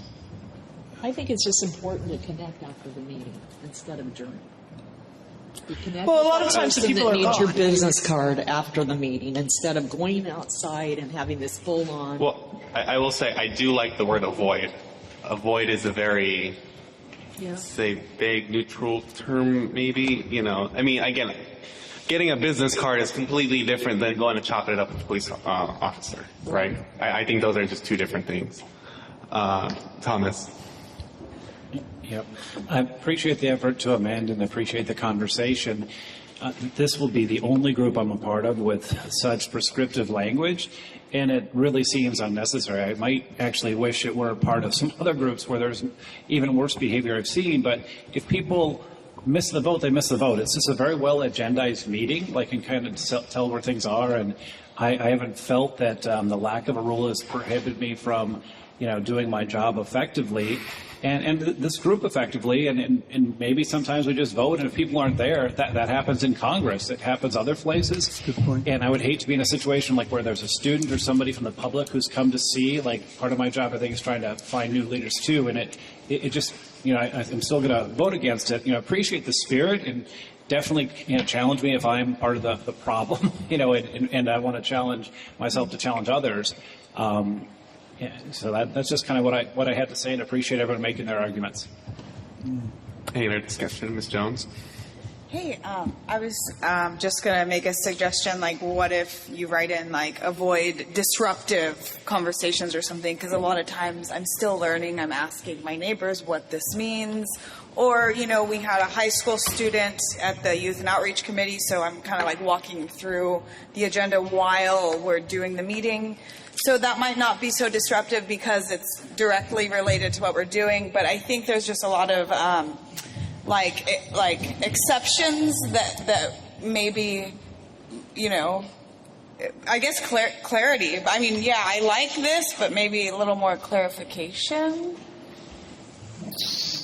Because there's so many exceptions that might, you know, walking a high school through this or... I would just say the word.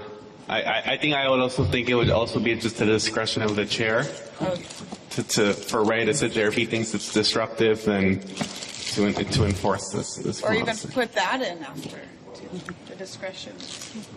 I think I find myself changing my mind based on what people have said around the table, in that ultimately, if there's a behavior that we're seeking to minimize, avoid, whatever, ultimately it's going to come down to the chair to run the meeting, and that's going to be based kind of on their patience and temperament anyway.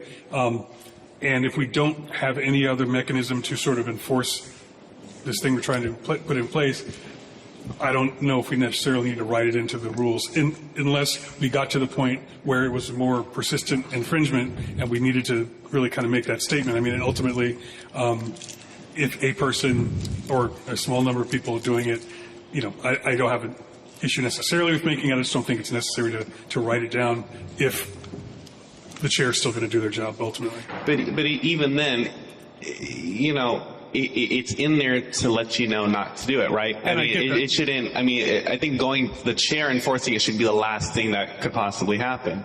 I think, you know, it's before you go out there and then go have the conversation, is to remember that this, you know.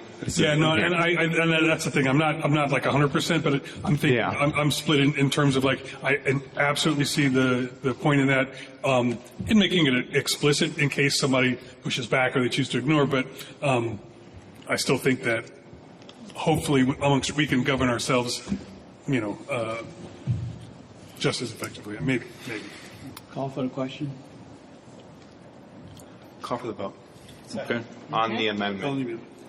On the amendment. Yes, this is for the amendment. Sir, can we have clarification on that again? Because you changed some language. I've not changed the language, but I will. I will read what we are voting on. We are voting on the table right here, at the end of the word conversation, to add that are away from the board or committee table. It is an amendment to what is here.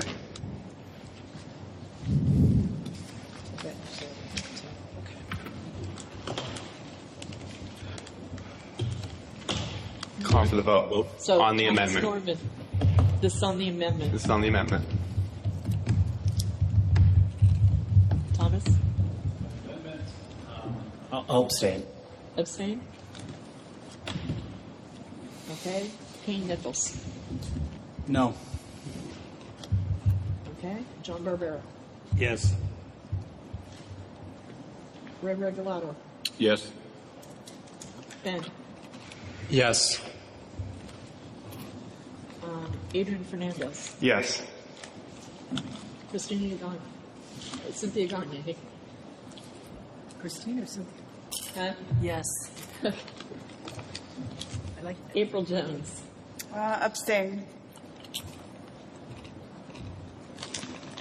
Melanie, yes.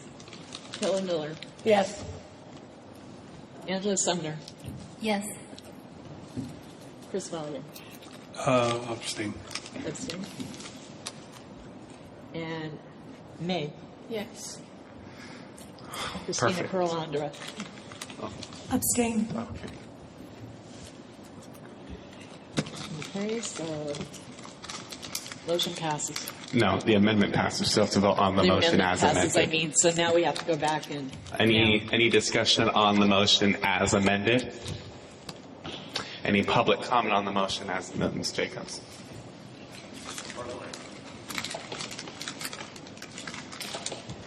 I appreciate that the board is addressing this issue. It's too bad that we need to, because really it's only a couple of people that consistently do this. But from a stakeholder point of view, seeing somebody leave the board and have a discussion back here, knowing that they're not listening to what's going on up here, is a little disconcerting.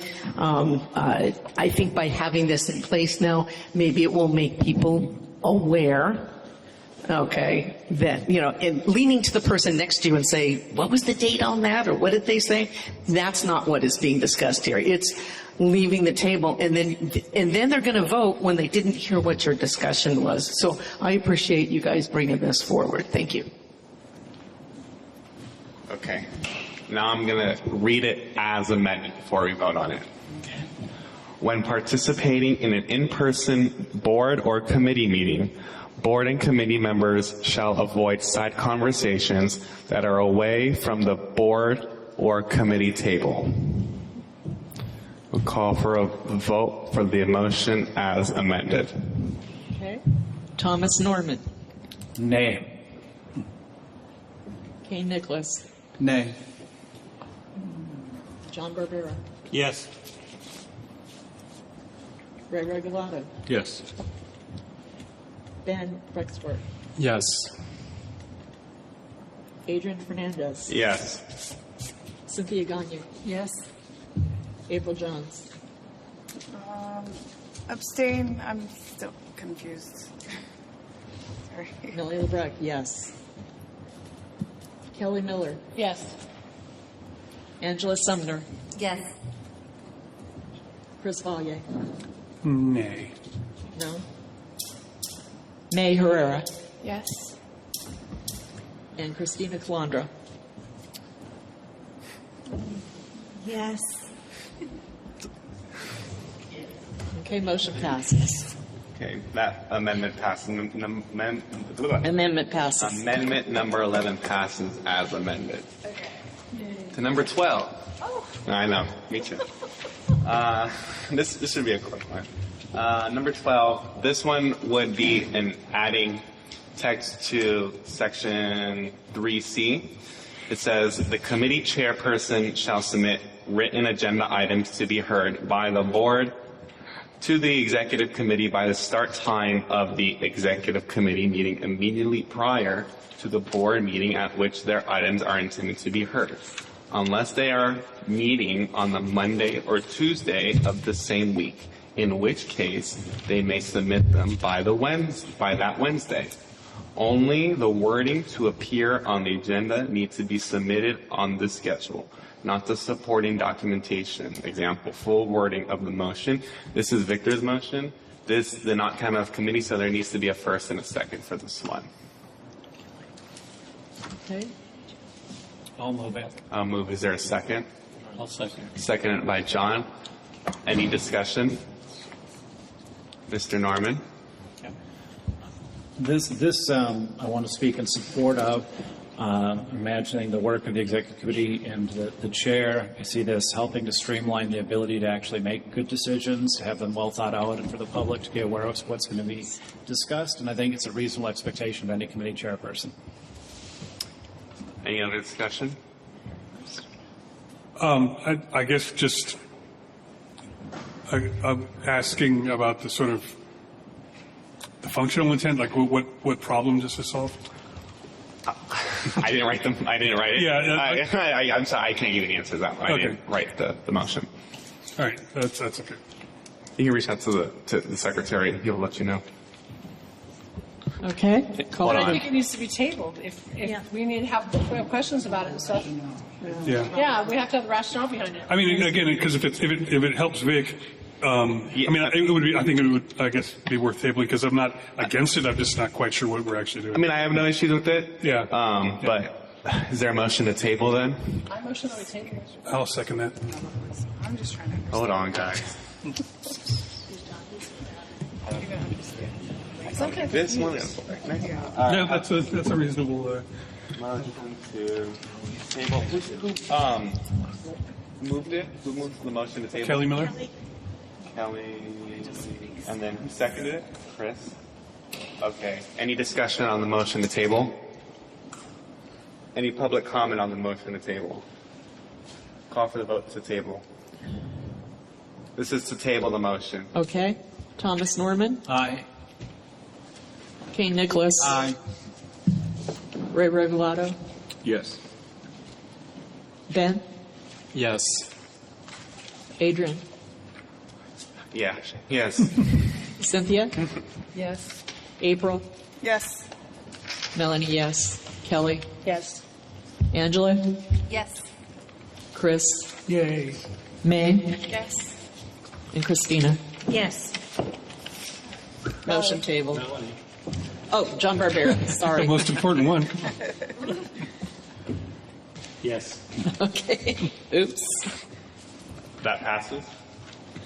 If I can, Vic isn't here today to kind of talk about why he brought this up, and I think, in all fairness to Vic, we should give him an opportunity to discuss his motivation behind it. For sure. Because I do believe that he has had challenges with late submissions to the agenda, and it's made it very difficult for him to fulfill his job. So I like to make sure that when we meet again, and Vic is here, that he's given an opportunity to. I have no problem with it. But I have one comment, Ray, on that. I think I saw Thomas's hand Okay. first, and then Melanie. Yeah, I do think we should wait until the author is here, but given I heard from both of the names about a committee decision in which they resigned from the committee, then I think the right process didn't get to the executive committee, so it wasn't on this agenda and was taken to task by former committee members. So it strikes me there probably is some breakdown, and I think as a past chair I've had some issues, so it seemed like a solution, but I'd also like to know that the chair thinks it's going to be helpful. Melanie? So when we have our executive board meeting, it's an agenda-setting meeting. I don't feel it's appropriate to have our motions have to come before the executive board before that meeting because it is an agenda-setting meeting. So there are agenda items that do come up that are brought to that executive board meeting to be placed on the agenda. So I think it's an inappropriate standing rule. Mr. Chair, I'd ask that we tabled it, motion ended. Yeah, and no that's more just discussion my on it. feelings behind it because our agenda. I think that's an appropriate, or that's a a good concern or comment. But again, given the fact that the author is not here, I think that's when the concern and discussion could continue. So I want to make sure that we do put the discussion aspect on our next agenda. So just remember that. Thank you. Thank you. All right. Thank you. Okay, I'll be back next month. Next month. All right, that takes care of it. Agenda item number 7 is moving on to the President's meeting with the Port. Thomas? Yep, we ran out of time last month, so I'll speak a little bit about what we discussed at the most recent meeting. First thing I'll share, which maybe others just learned today, that our March meeting has been canceled, so we won't be meeting with the Port again until April to share any concerns that you have for us right now. Two big things that were discussed at the last meeting was the project schedule of Vincent Thomas Bridge. I won't go into great detail, seeing I see our president has that coming up, but just be ready for winter, right? Full closure coming winter, supposed to be 16 months or the highlight in that. And there was a wonderful presentation about $100 and some million spent on the Avalon pedestrian bridge. Let's see, 152.375 million, of which 95 million comes from the port revenue funds. It looks spectacular. If you haven't seen pictures, I have some. You can look at these. I wish I could project them here, because there's a sundial as kind of a feature, as well as that walkway connecting Wilmington, where most people live, to the amazing park, which if you haven't seen, you should go see. And they went through that timeline. So just kind of a little teaser of what was discussed. I thought it was a pretty interesting meeting. I will share frustration that I voiced and our president has voiced before, that we wish they would have met, given things like the scouting center. Like, they made some big decisions and then refused to hold this meeting with us for a few months. It felt almost strategic. And in a presentation that Augie gave to the Planning, Land and Use meeting, joint meeting, addressed that. I appreciate Lori Jacobs, who might have left, for her sharing information on that, but I don't want to belabor just an update on what occurred in that meeting, because these are more topics that occurred after our most recent meeting. So if there are any questions. All right, thank you, Mr. President. Thank you. All right, that takes care of agenda 9, item number 8. Moving on to number 9, committee reports. Executive committee. Let me just say that much of our conversation has been covering the various projects that's going to be affecting our community. Phillips 66, Vincent Thomas Bridge. I'd also like to throw in there even the conversation I had with the developer for the John S. Gibson parking lot project. And if I can use that conversation I had with him today, it's a one-off for those individuals who are developing these individual projects. And I had to explain to him that as a community, we're looking at the totality of all these projects and how it's going to affect community, especially when we're already dealing with some heavy-duty traffic concerns in and around John S. Gibson, Channel, Gaffey, Pacific, all these different areas, when especially if there are container ships in the port on our close side of the port, it gets kind of complicated. It gets kind of frustrating. And I've heard it from a few truck drivers that, even with them, it gets frustrating to try to navigate traffic when, in fact, sometimes they are restricted from going on streets like Gaffney. And if they got to make their time, they're going to take whatever means it is for them to get to their point. I truly believe that we'll continue to have these types of conversations.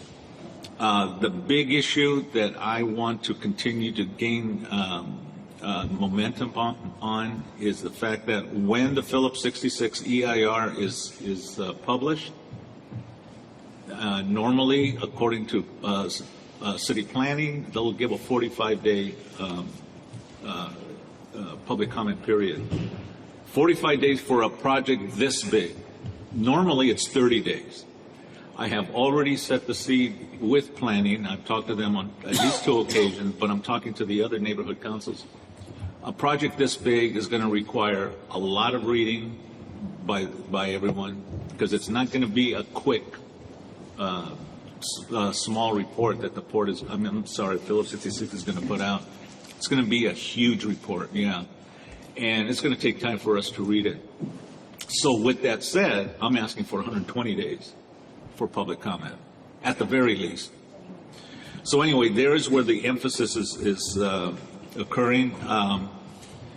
The John S. Gibson project is going to start almost immediately. So be ready for that. We don't have it listed here today, but the conversation is they're really ready to go with that as soon as possible. I see your head go like this. I talked to Axel today. Axel says they still haven't passed that for them to build. I'm talking, when I talk to the developer, they're ready to go right now. Not that it's going to happen right now, but there's an emphasis for them to get this thing started. So they may be putting pressure on the council's office to be able to get the. They've gone all the permitting already, and all the ordinance change and master plan amendments. I'm sorry, what was that again? So do they have all the permitting? Because I know the issue with They've submitted it. According to them, they're in conversation with the port to amend the master plan for them to build there. Because I know that was the discussion. There's a section of the port that deals with loading and unloading of cargo, and that's the people that they're dealing with specifically on the port, and they're in the process of having these the conversation that he feels, this is the developer feels, that they're going to navigate very quickly. Thomas, I saw your hand go on. Yeah, and I think I'll add to what Adrian's asking. We're at the same meeting, or some of the same meetings, where our understanding is that the port still needs to get city permission to change the use. And my understanding is legally it can only be used as green space. So I do understand, because I've heard from this individual a lot, that he does want to get started.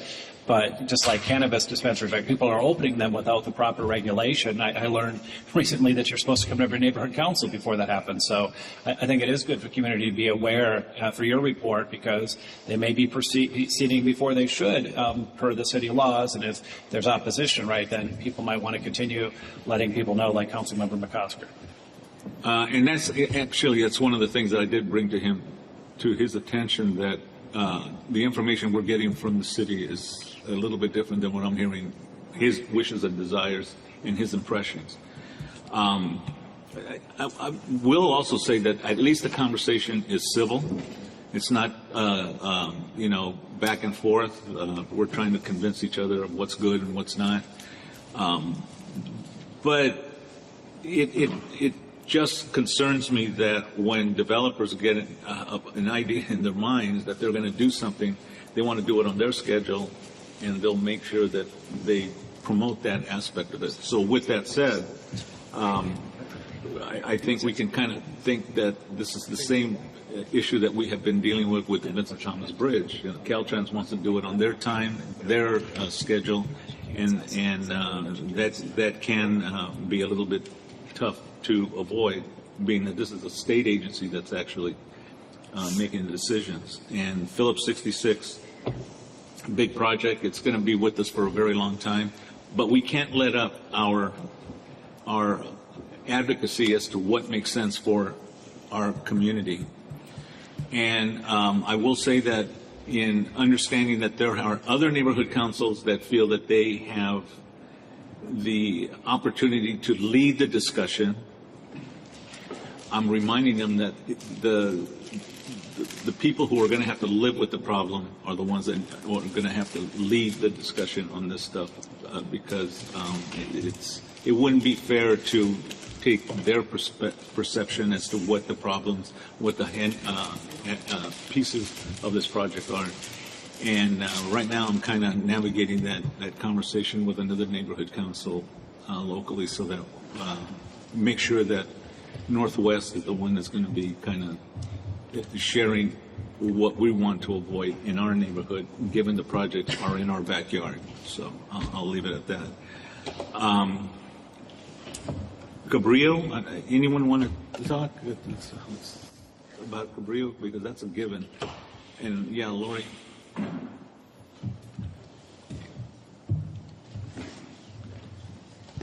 I listened to the recording of the February meeting, and I could see that our pal Augie Doggy was pretty disappointed that Lori wasn't here when it came to that. I'm trying to find an email on this that I got. So I'm just going to say this. The Port of LA has been very disingenuous with the whole process. I am not against sailing. I am not against youth sailing. I think that would be wonderful. But for the port to have, they're going around insinuating that the scouts let the place be run down, yet they wouldn't renew their lease. They had them on a month-to-month lease. Who's going to spend money on fixing up a property if you're not going to have any say in it? It was just a lose-lose thing. The scouts tried for years saying, just give us a contract and let's work together. And supposedly there was money to fix the pool and fix the roof. And so I just find it really sad that the port is taking this stance. Now, Pathway to Podium, P2P, which I think is an unfortunate acronym, but anyway, P2P doesn't even have a contract signed yet. But they shut down the Scouts programs. They gave them 30 days eviction notice during the holiday month after having been at that property for over 40 years. Okay? It's just not nice. It didn't have to be done that way. If you go by there, by the marina, you can see it's all boarded up. The old dragon boats and everything are sitting out there. And so the whole method they've done with this is unfortunate. And I noticed when Augie was speaking, he kept calling it the Scout Center when it's actually the Caprio Beach Youth Water Sports Center. But we know it is the Scout Center. I'm not saying I'm supportive of the scouting organization or not, but that property has been used for so many youth programs. And Pam actually, I was trying to find it, send me a list of all the programs that were canceled. Because Augie spoke at the recent joint planning meeting saying they've made accommodations for the groups that got displaced. For instance, Mary Starr uses their pool for training, so they're offering them a pool in Carson. Isn't that convenient? And all these programs that have been canceled. So I don't, at this point, there's probably not much we can do about it except to continue to try and hold the port accountable. If the port would have said, yeah, we didn't renew their lease, we understand why they didn't fix the property, let's talk and move forward, I'd be more accepting of this. But to make it sound like the Scouts let the place run down, and they've even said in meetings that that pool wasn't even safe for kids to swim in. Well, if the port thought that, they still, had owned the property. Why didn't they do anything? So I'm just saying comments they're making out of context are very misleading and makes you just kind of go, huh? When you're dealing with the port, we can't trust them. Just like when they tore Ports of Call down 2.5, 3 years before they ever started construction. So I know that the Planning and Land Use Committee is going to look at this. Like I said, I don't know what we can do. They say they're going to have an RFP, after the Olympics. I think it's pretty obvious they're not going to be open to an RFP from the Scouts. Okay, but Ray asked me to speak on this particular issue, so. Okay. Thank you for your unbiased comments. I appreciate it.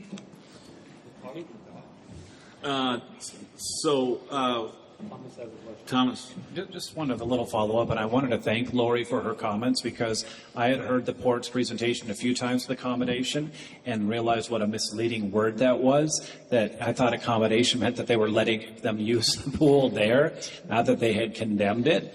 And I found out at an event this weekend at the Dalmatian Club that it affects Northwest and that it affects Holy Trinity's swim team that also has to find a way to get to Carson, which doesn't seem like accommodation. If I tell you there's a pool somewhere, that's just, you could do that on a map. And being part of a community where my kids first got involved in this because of this pool closing, we're making less and less things available for the people of our community.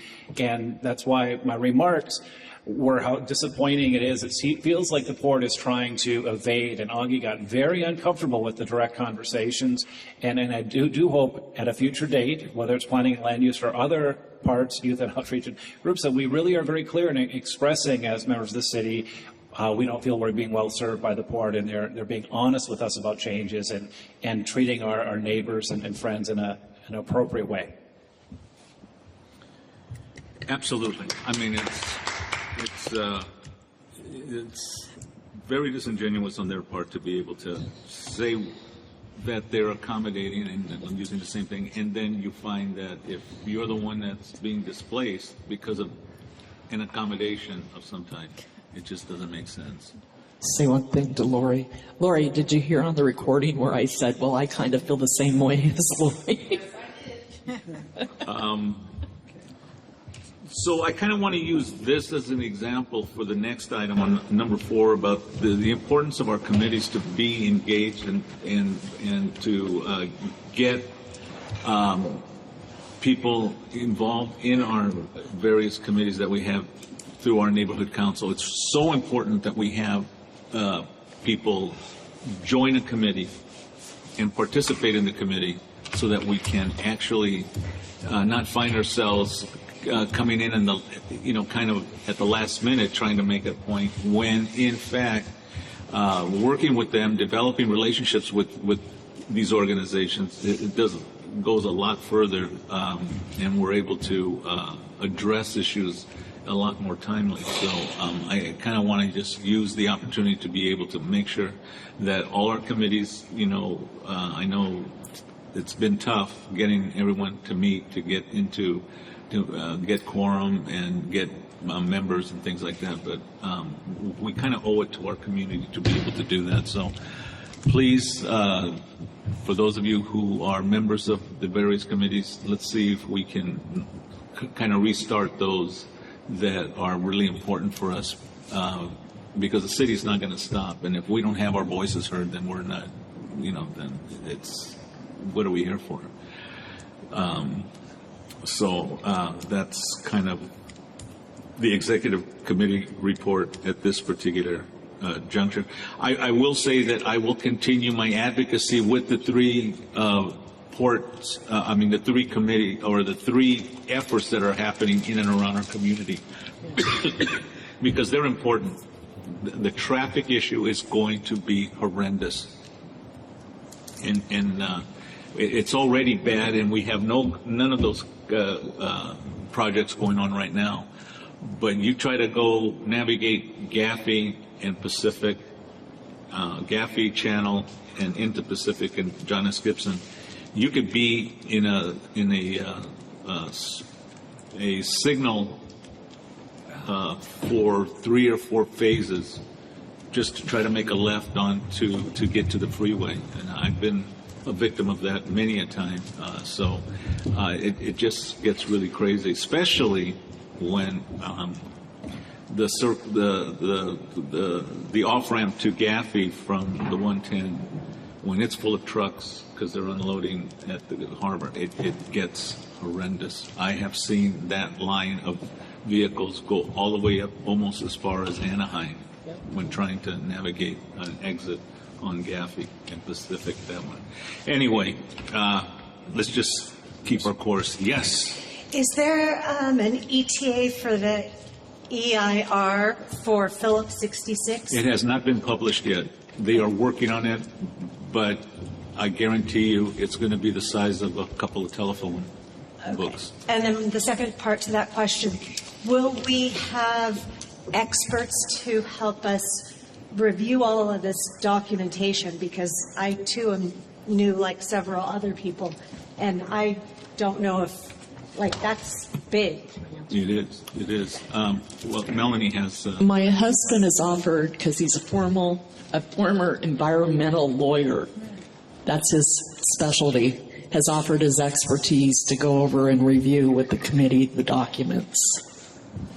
I think we should also be looking at other resources, Yes. On top of that.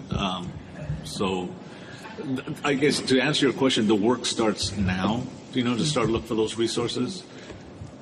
But do we have, because there's been other big projects like this in the community, are there people that we have worked with in the past? The names. The names? Oh, yeah. But they're leaving. That's right. So, yeah, we have to look for those resources. Thomas? Yeah, and I would encourage you to come to the planning land use board and especially the joint planning land use, because we've got quite a good committee now with a lot of expertise on that committee. They don't come to these meetings as regularly as the NAVES, and maybe our chair wants to talk a little bit more about that. But we do have experts, and we'd invite more expertise. Yeah, absolutely. Lots of great conversation around that in terms of triangulating us as a neighborhood council and being able to tackle these issues, these large issues as a group. And so there's been a lot of really good conversation or cross committee, conversations that have been happening in the last weeks since the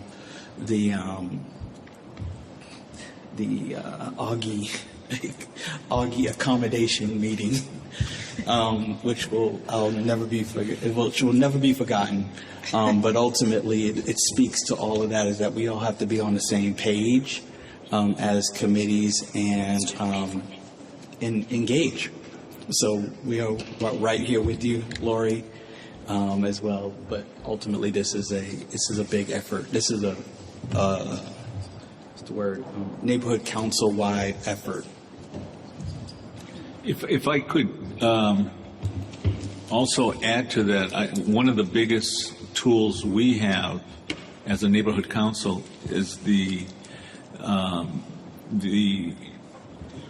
ability to work with other neighborhood councils in partnership together, because I've seen it happen in so many community organizing efforts. The community can really express their desires and in many cases get what they need when the opposition, I'll just use that, it's a poor choice of words, but the opposition sees that there is a combined community voice, and that's when it gets very hard for them to ignore what it is that we're trying to accomplish for our areas around our homes and so on. So working with the other neighborhood councils, we have good relationships with them, and we continue to have the meetings to see how we might strategize. So that's about it. Anyone else? Questions, comments? No? Okay. With that said, I'm going to go ahead and close off. Well, audience, any questions, any concerns? No?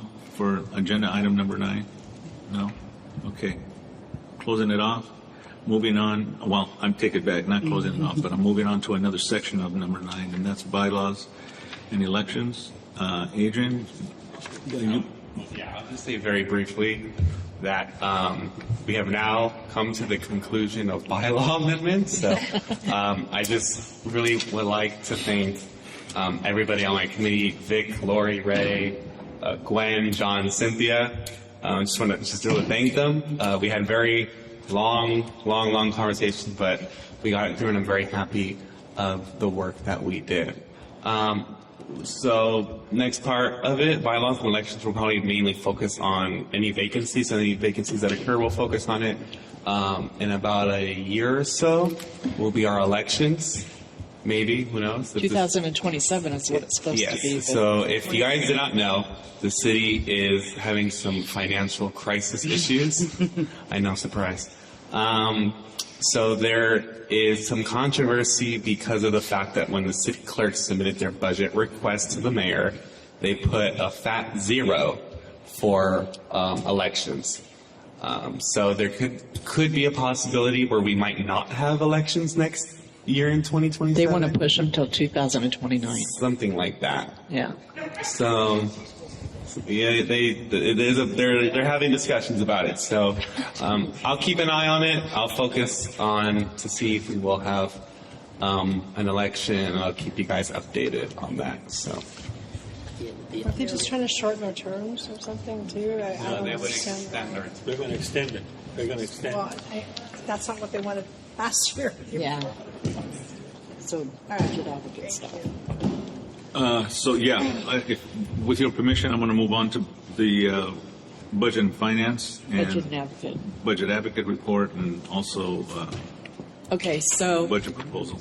So, first thing I have here, the budget advocates, and just pass these around. Here's some this way.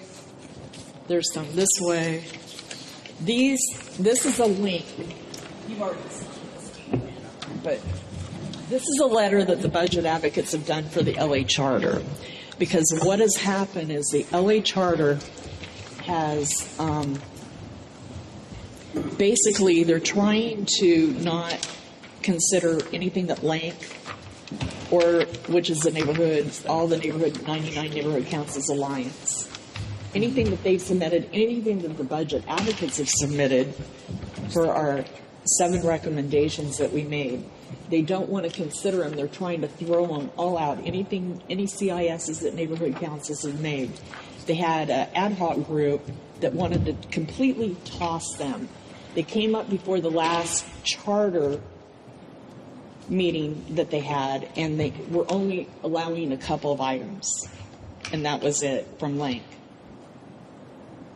There's a lot of weird stuff going on with that. They also want to make the controller's job a appointed position rather than a voted position, and he'd be just a CAO. He wanted to be CFO, and Matt Zabel, they said, is going to take that whole stuff on. So that's kind of what they're trying to write up. But it's an odd situation with the charter that they're doing right now. So this is the letter. Just follow that link, type it in, and it's for neighborhood council members only to sign that letter. Okay. The other thing that I have, and I printed these out for everybody so that they have some idea of what's going on. I sat in a meeting with the mayor, a Zoom meeting, and these are regarding Executive Directive number 12 and Executive Directive number 17. These are regarding federal immigration operations and city immigrants. These are executive orders that she's put in for protections for them. It's really informative to read these, so I printed them out for each board member. Thank you. So we'll pass these out. Here's 6, 7 for you. Here's the other 6.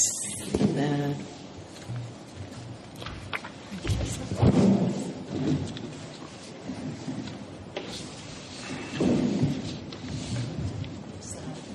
here's 12.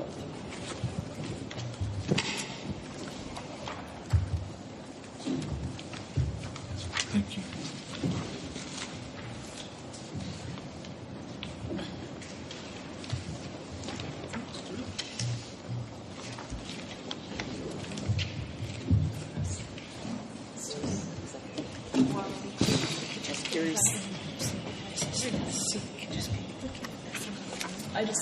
I felt like it was really informative, and I wish everybody else would have been there because she really touched a lot on with the Olympics coming up, you know, and with the World Cup and a lot of foreign people coming in and everything, and how we're actually going to handle this and what we're going to have in place to protect some of the people that are here out of the country visiting. So it's really important to have these directives in place. So anyway, that's it. That's it? Yeah. Okay. Any comments, questions? Anyone? No? Okay. We'll move on to, let me kind of move something up, if that's okay. Christina, you have something you want to say on agenda item number 10, but I kind of want to move it up to make sure that we have time to hear, because this is important stuff. Yes, I have 2 things. That's okay. So as animal shelter liaison, just to let anybody know, tomorrow morning at 9:30 a.m., you can get on the Zoom meeting or go down to City Hall, and it's the Department of Animal Services Commission meeting. And tomorrow they're actually putting a great policy. They have a presentation tomorrow, and it's the policy and procedure governing visitor access to non-public areas and it's report 26-005. And since I've been listening to these meetings via Zoom, it seems that there's very little that's done on policy. So this is very exciting that we had our own city councilman not have access. I know I've gone in and not have access. So it'll be interesting to see what this presentation is like. I'm going to be on the Zoom meeting, but if anybody else has time, please go to the Department of Animal Services, and you can click on, there's a link, and you can click on the meeting. So more people, the better, which is great. And then if I can mention one other thing. Sure. Okay. LA Climate Week is in April, and so I just wanted to mention that it's a big LA activities week, not necessarily based in our neighborhoods. It's a lot of events going on. So please check out laclimateweek.com and sign up for any of the events that are going on. Yes, Cynthia. Is it associated with Earth Day? It's the week before, but there's a lot of Earth and planet and water all kind of happening in the same month. But this one is now for LA Climate Week. Just for clarity, that's part of your environment and sustainability. Yes, but I wanted to try and fit two things in. Okay, great. Thank you. All right. If I can just add, we have a very good advocate for animal services that was just appointed to their commission, Teresa Sardisco from Pedro Pet Pals. She is such a great advocate for the animal rescue aspect and so on. So you get a chance, get to know who this individual is, because she really, really has concern over the animals in our community. That she's an amazing person. And she probably almost comes to the level of Christine over here with her engagement with animal shelter issues. So get to know that. I hope I didn't overstep. No. Thank you. That's it? Yeah. Okay. All right. All right, we'll go back to our discussion. Public safety. We have public safety is next. So we did a lot of brainstorming at our last meeting, and there's a lot of stuff that we're really focusing on, like the e-bikes thing is like a big thing that we're really tuning into.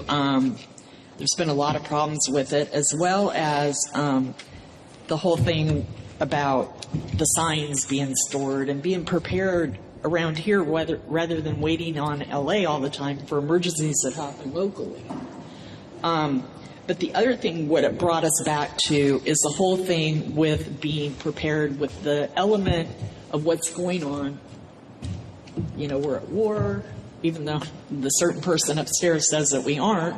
Anyway, but we've got a war going on. We've had all these, like the rain, you know, the disaster type thing, the streets were flooded. There was all this stuff. And a lot of people, there was a lot of major discussion on social media about, oh, well, how would we evacuate? What are we supposed to do? How would we ever get out of here? Well, the biggest thing is, it's a shelter in place. We're shelter in place in the city of San Pedro.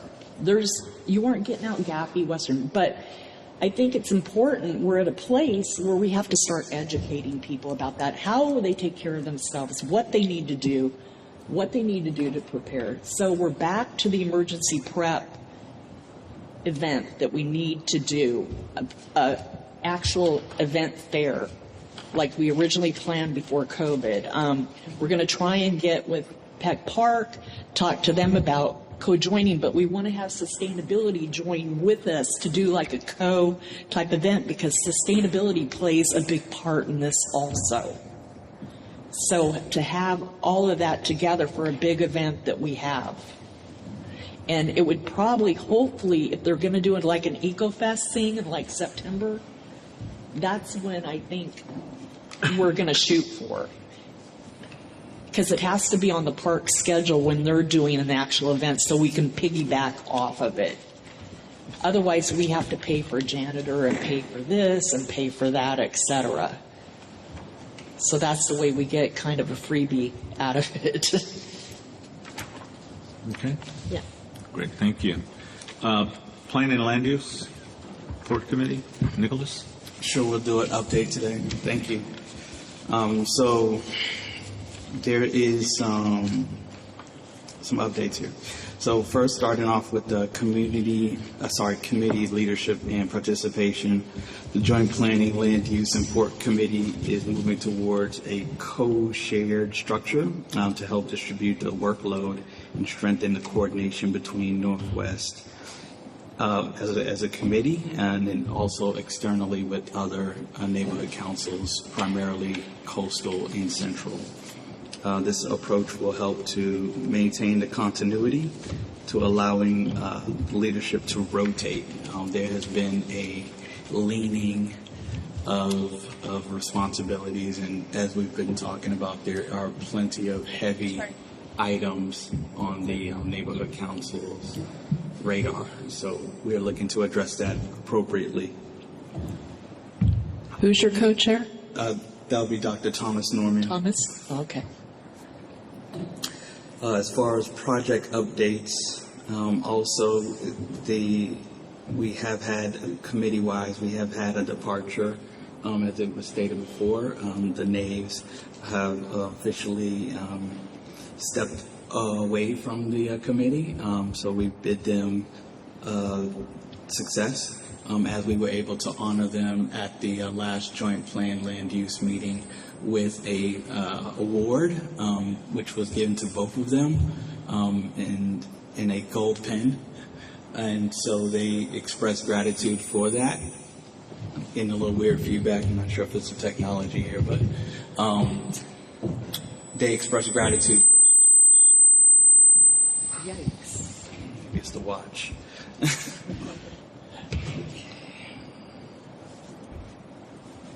Next one is the update on the West Harbor. It continues to move forward. The new San Pedro Fish Market location has been a strong public turnout, and the area was selected as a World Cup viewing site. The next project that was discussed was the Cabrillo Youth Center that was discussed a little bit earlier today, and sentiments from that meeting around the word accommodation needs to definitely be, the discussion needs to continue. The cruise terminal, the project is currently in an early environmental review phase. We talked about the John Gibson chassis project, and that is still ongoing. And also the LA Coastal Area Special Resource Study, which was conducted by the National Park Service, has been launched, which is a study evaluating whether coastal areas from Santa Monica through San Pedro could qualify for a national recreational area designation. Another area or another issue is the San Pedro zoning. San Pedro has a specific zoning plan and overlay that is advancing, and despite the city's new zoning code updates. The next item that we talked about is also the cannabis shops that have been popping up in the San Pedro area, whereas, we need to make sure that the permitting is all up to code and things of that nature. So that is an area-wide, aspect. So those are some of the things that the Planned Land Use and Port Committee is addressing. We are really excited about the engagement, as Thomas mentioned earlier. As Thomas mentioned earlier, there's a lot of great things, and this is a great time. We have a great committee, and we're excited to learn with you and join together with other committees. That concludes the report and update for the Planned Land Use. Thank you. Any questions, comments?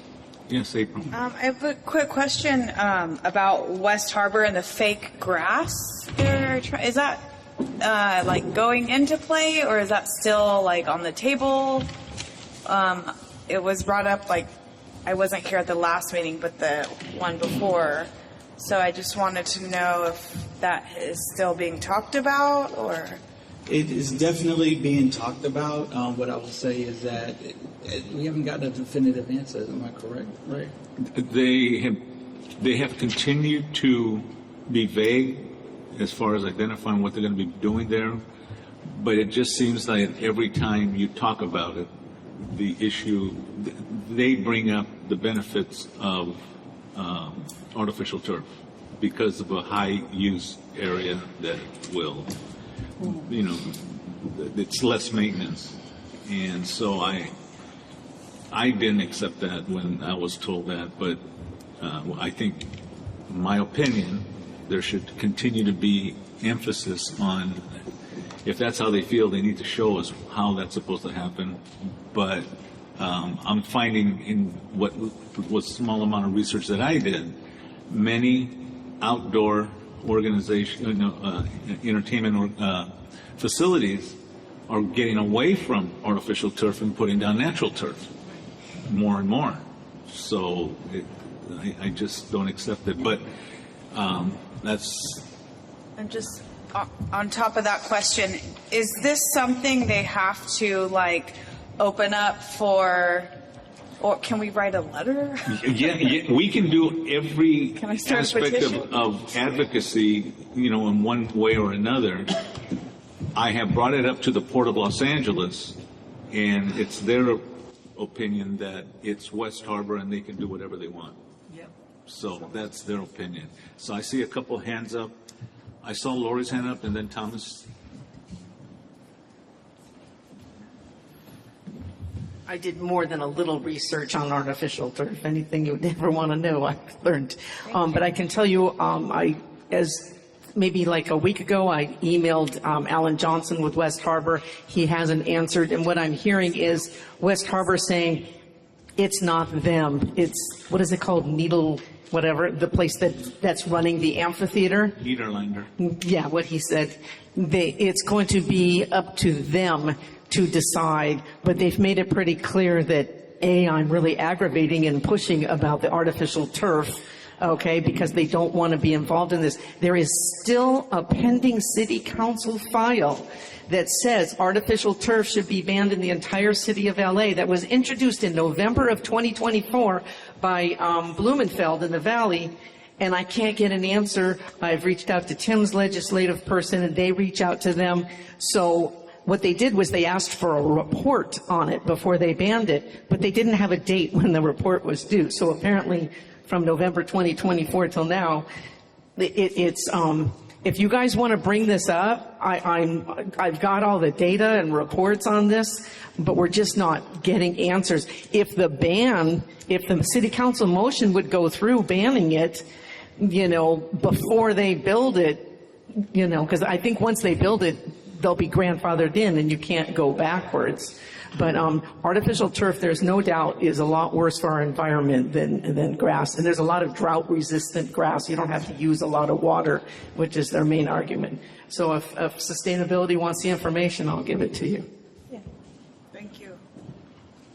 And I also just got back from my first week of my certification at University of Georgia, and they have actually new turf that they are using for all of the fields. So maybe that's something that we could present. I can work with the professors there. That would be great. Thank you. Thomas, I think I saw your hand up. Yeah, but actually Lori very comprehensively covered anything that I'd cover. I just, because of April's question, we have spoken and acted as a board against it, in the past, so we are not in record of supporting it. Environmental committees and other committees have. So yeah, those are things we can do. I don't know that other than the very passionate advocacy that you just heard is probably going to be the most effective at this point, I think. I don't think an additional resolution from this body is likely to change things, but individual outcry probably will. Anyone else?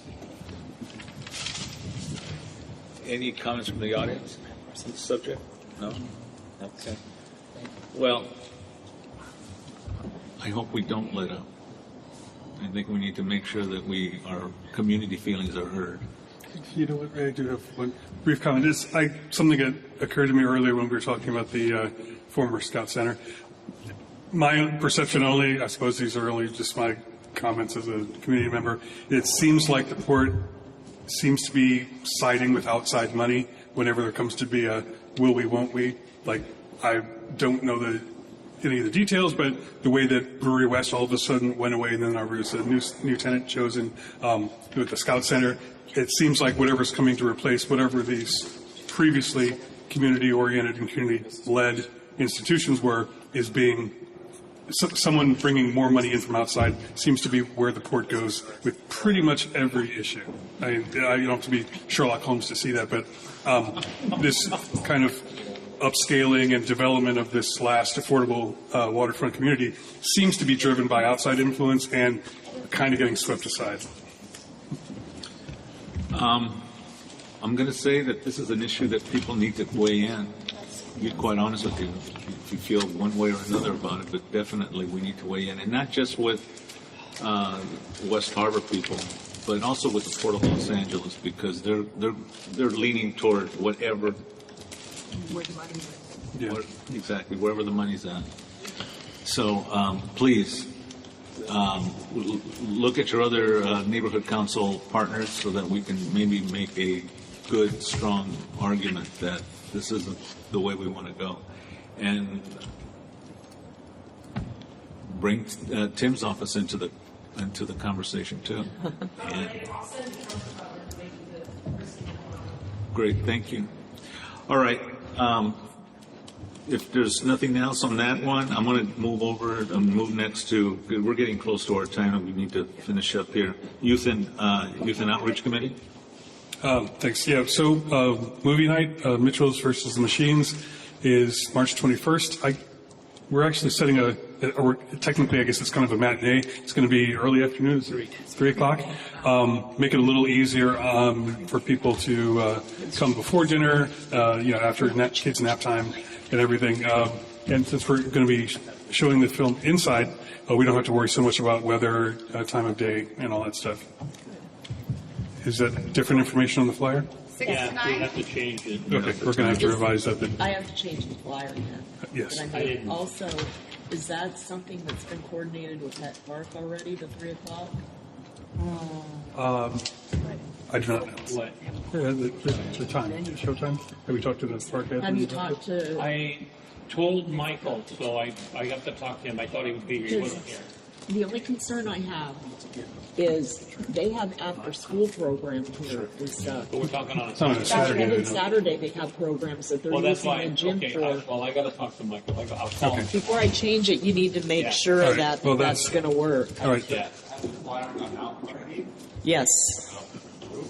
Nope, the flyer hasn't gone out yet because we just approved the money to print Well, it. it's been on social media. Okay, well, that can be changed. Huh? I said that can be changed. We haven't actually And it's on distributed our the flyer. website. Okay, but that's not the same thing as the flyer going out. Let's just make sure that we get the So anyway, that we will clarify with the park staff and either change or confirm the current time. Okay. And other than that, I was able to sit down for an extended interview on camera with Pat and Diana Nave, a wealth of information, not that we didn't already know that they have that.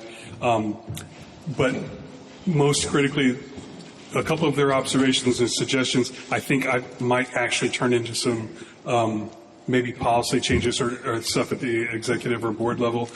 Stay tuned for that. But spoiler alert, they're really, really smart. They know, they've literally maybe forgotten more about this than most of us are going to know.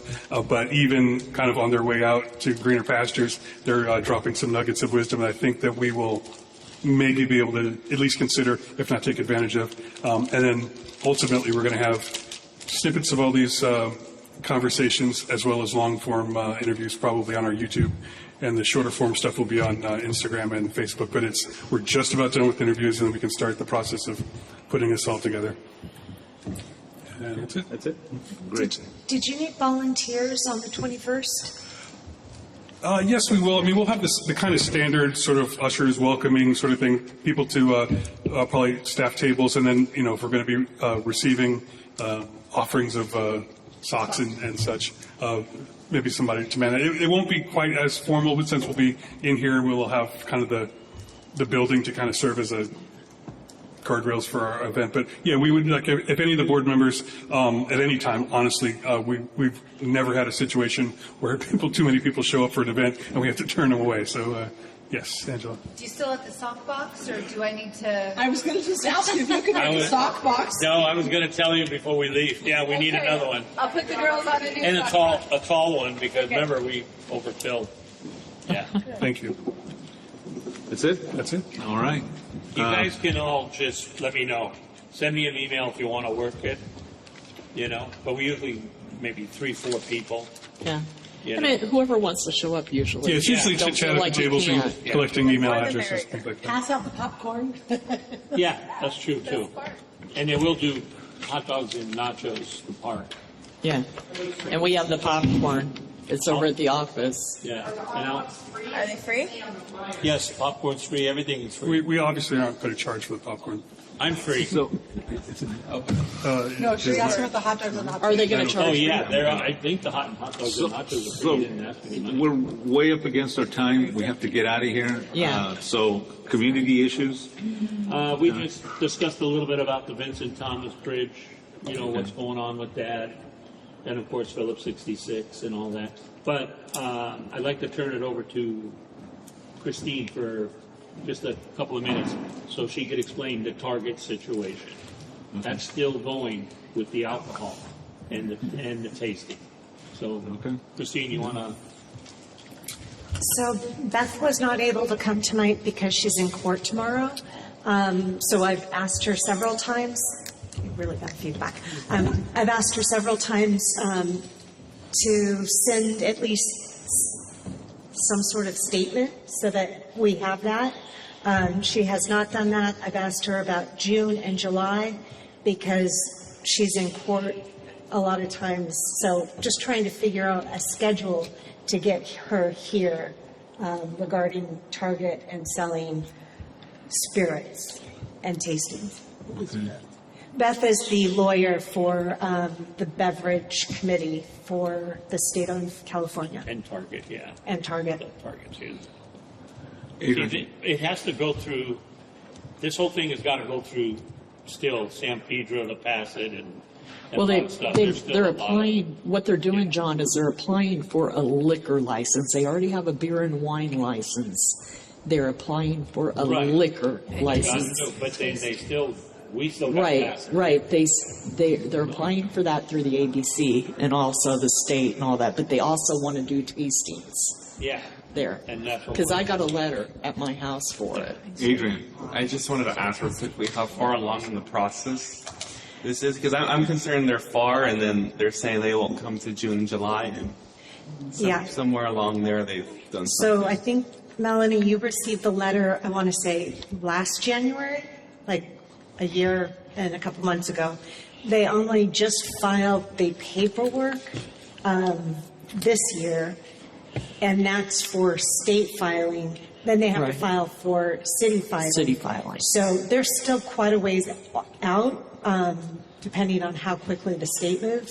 But she will make an effort, and worst case scenario, if we can make some sort of an exception for her to Zoom in because she's coming down from San Francisco. Last year it was going to be easier with her schedule, but she seems to be in court a lot this year. So I would assume that once they get closer to the public hearings, that's when she'll show up. Right. See, and we can make statements at the public hearing.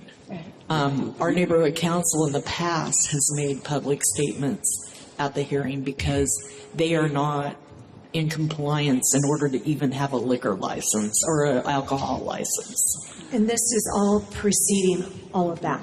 Yeah. But they do, Melanie, they do have, I think, what was she said, 8 to 10 Targets already doing this. That doesn't matter. No, I know. Each store is individual, Yeah. whether or not they're in compliant with ABC laws. We don't agree with it. I don't. We need to move on because we got to get out of That's it. here. So, Kane?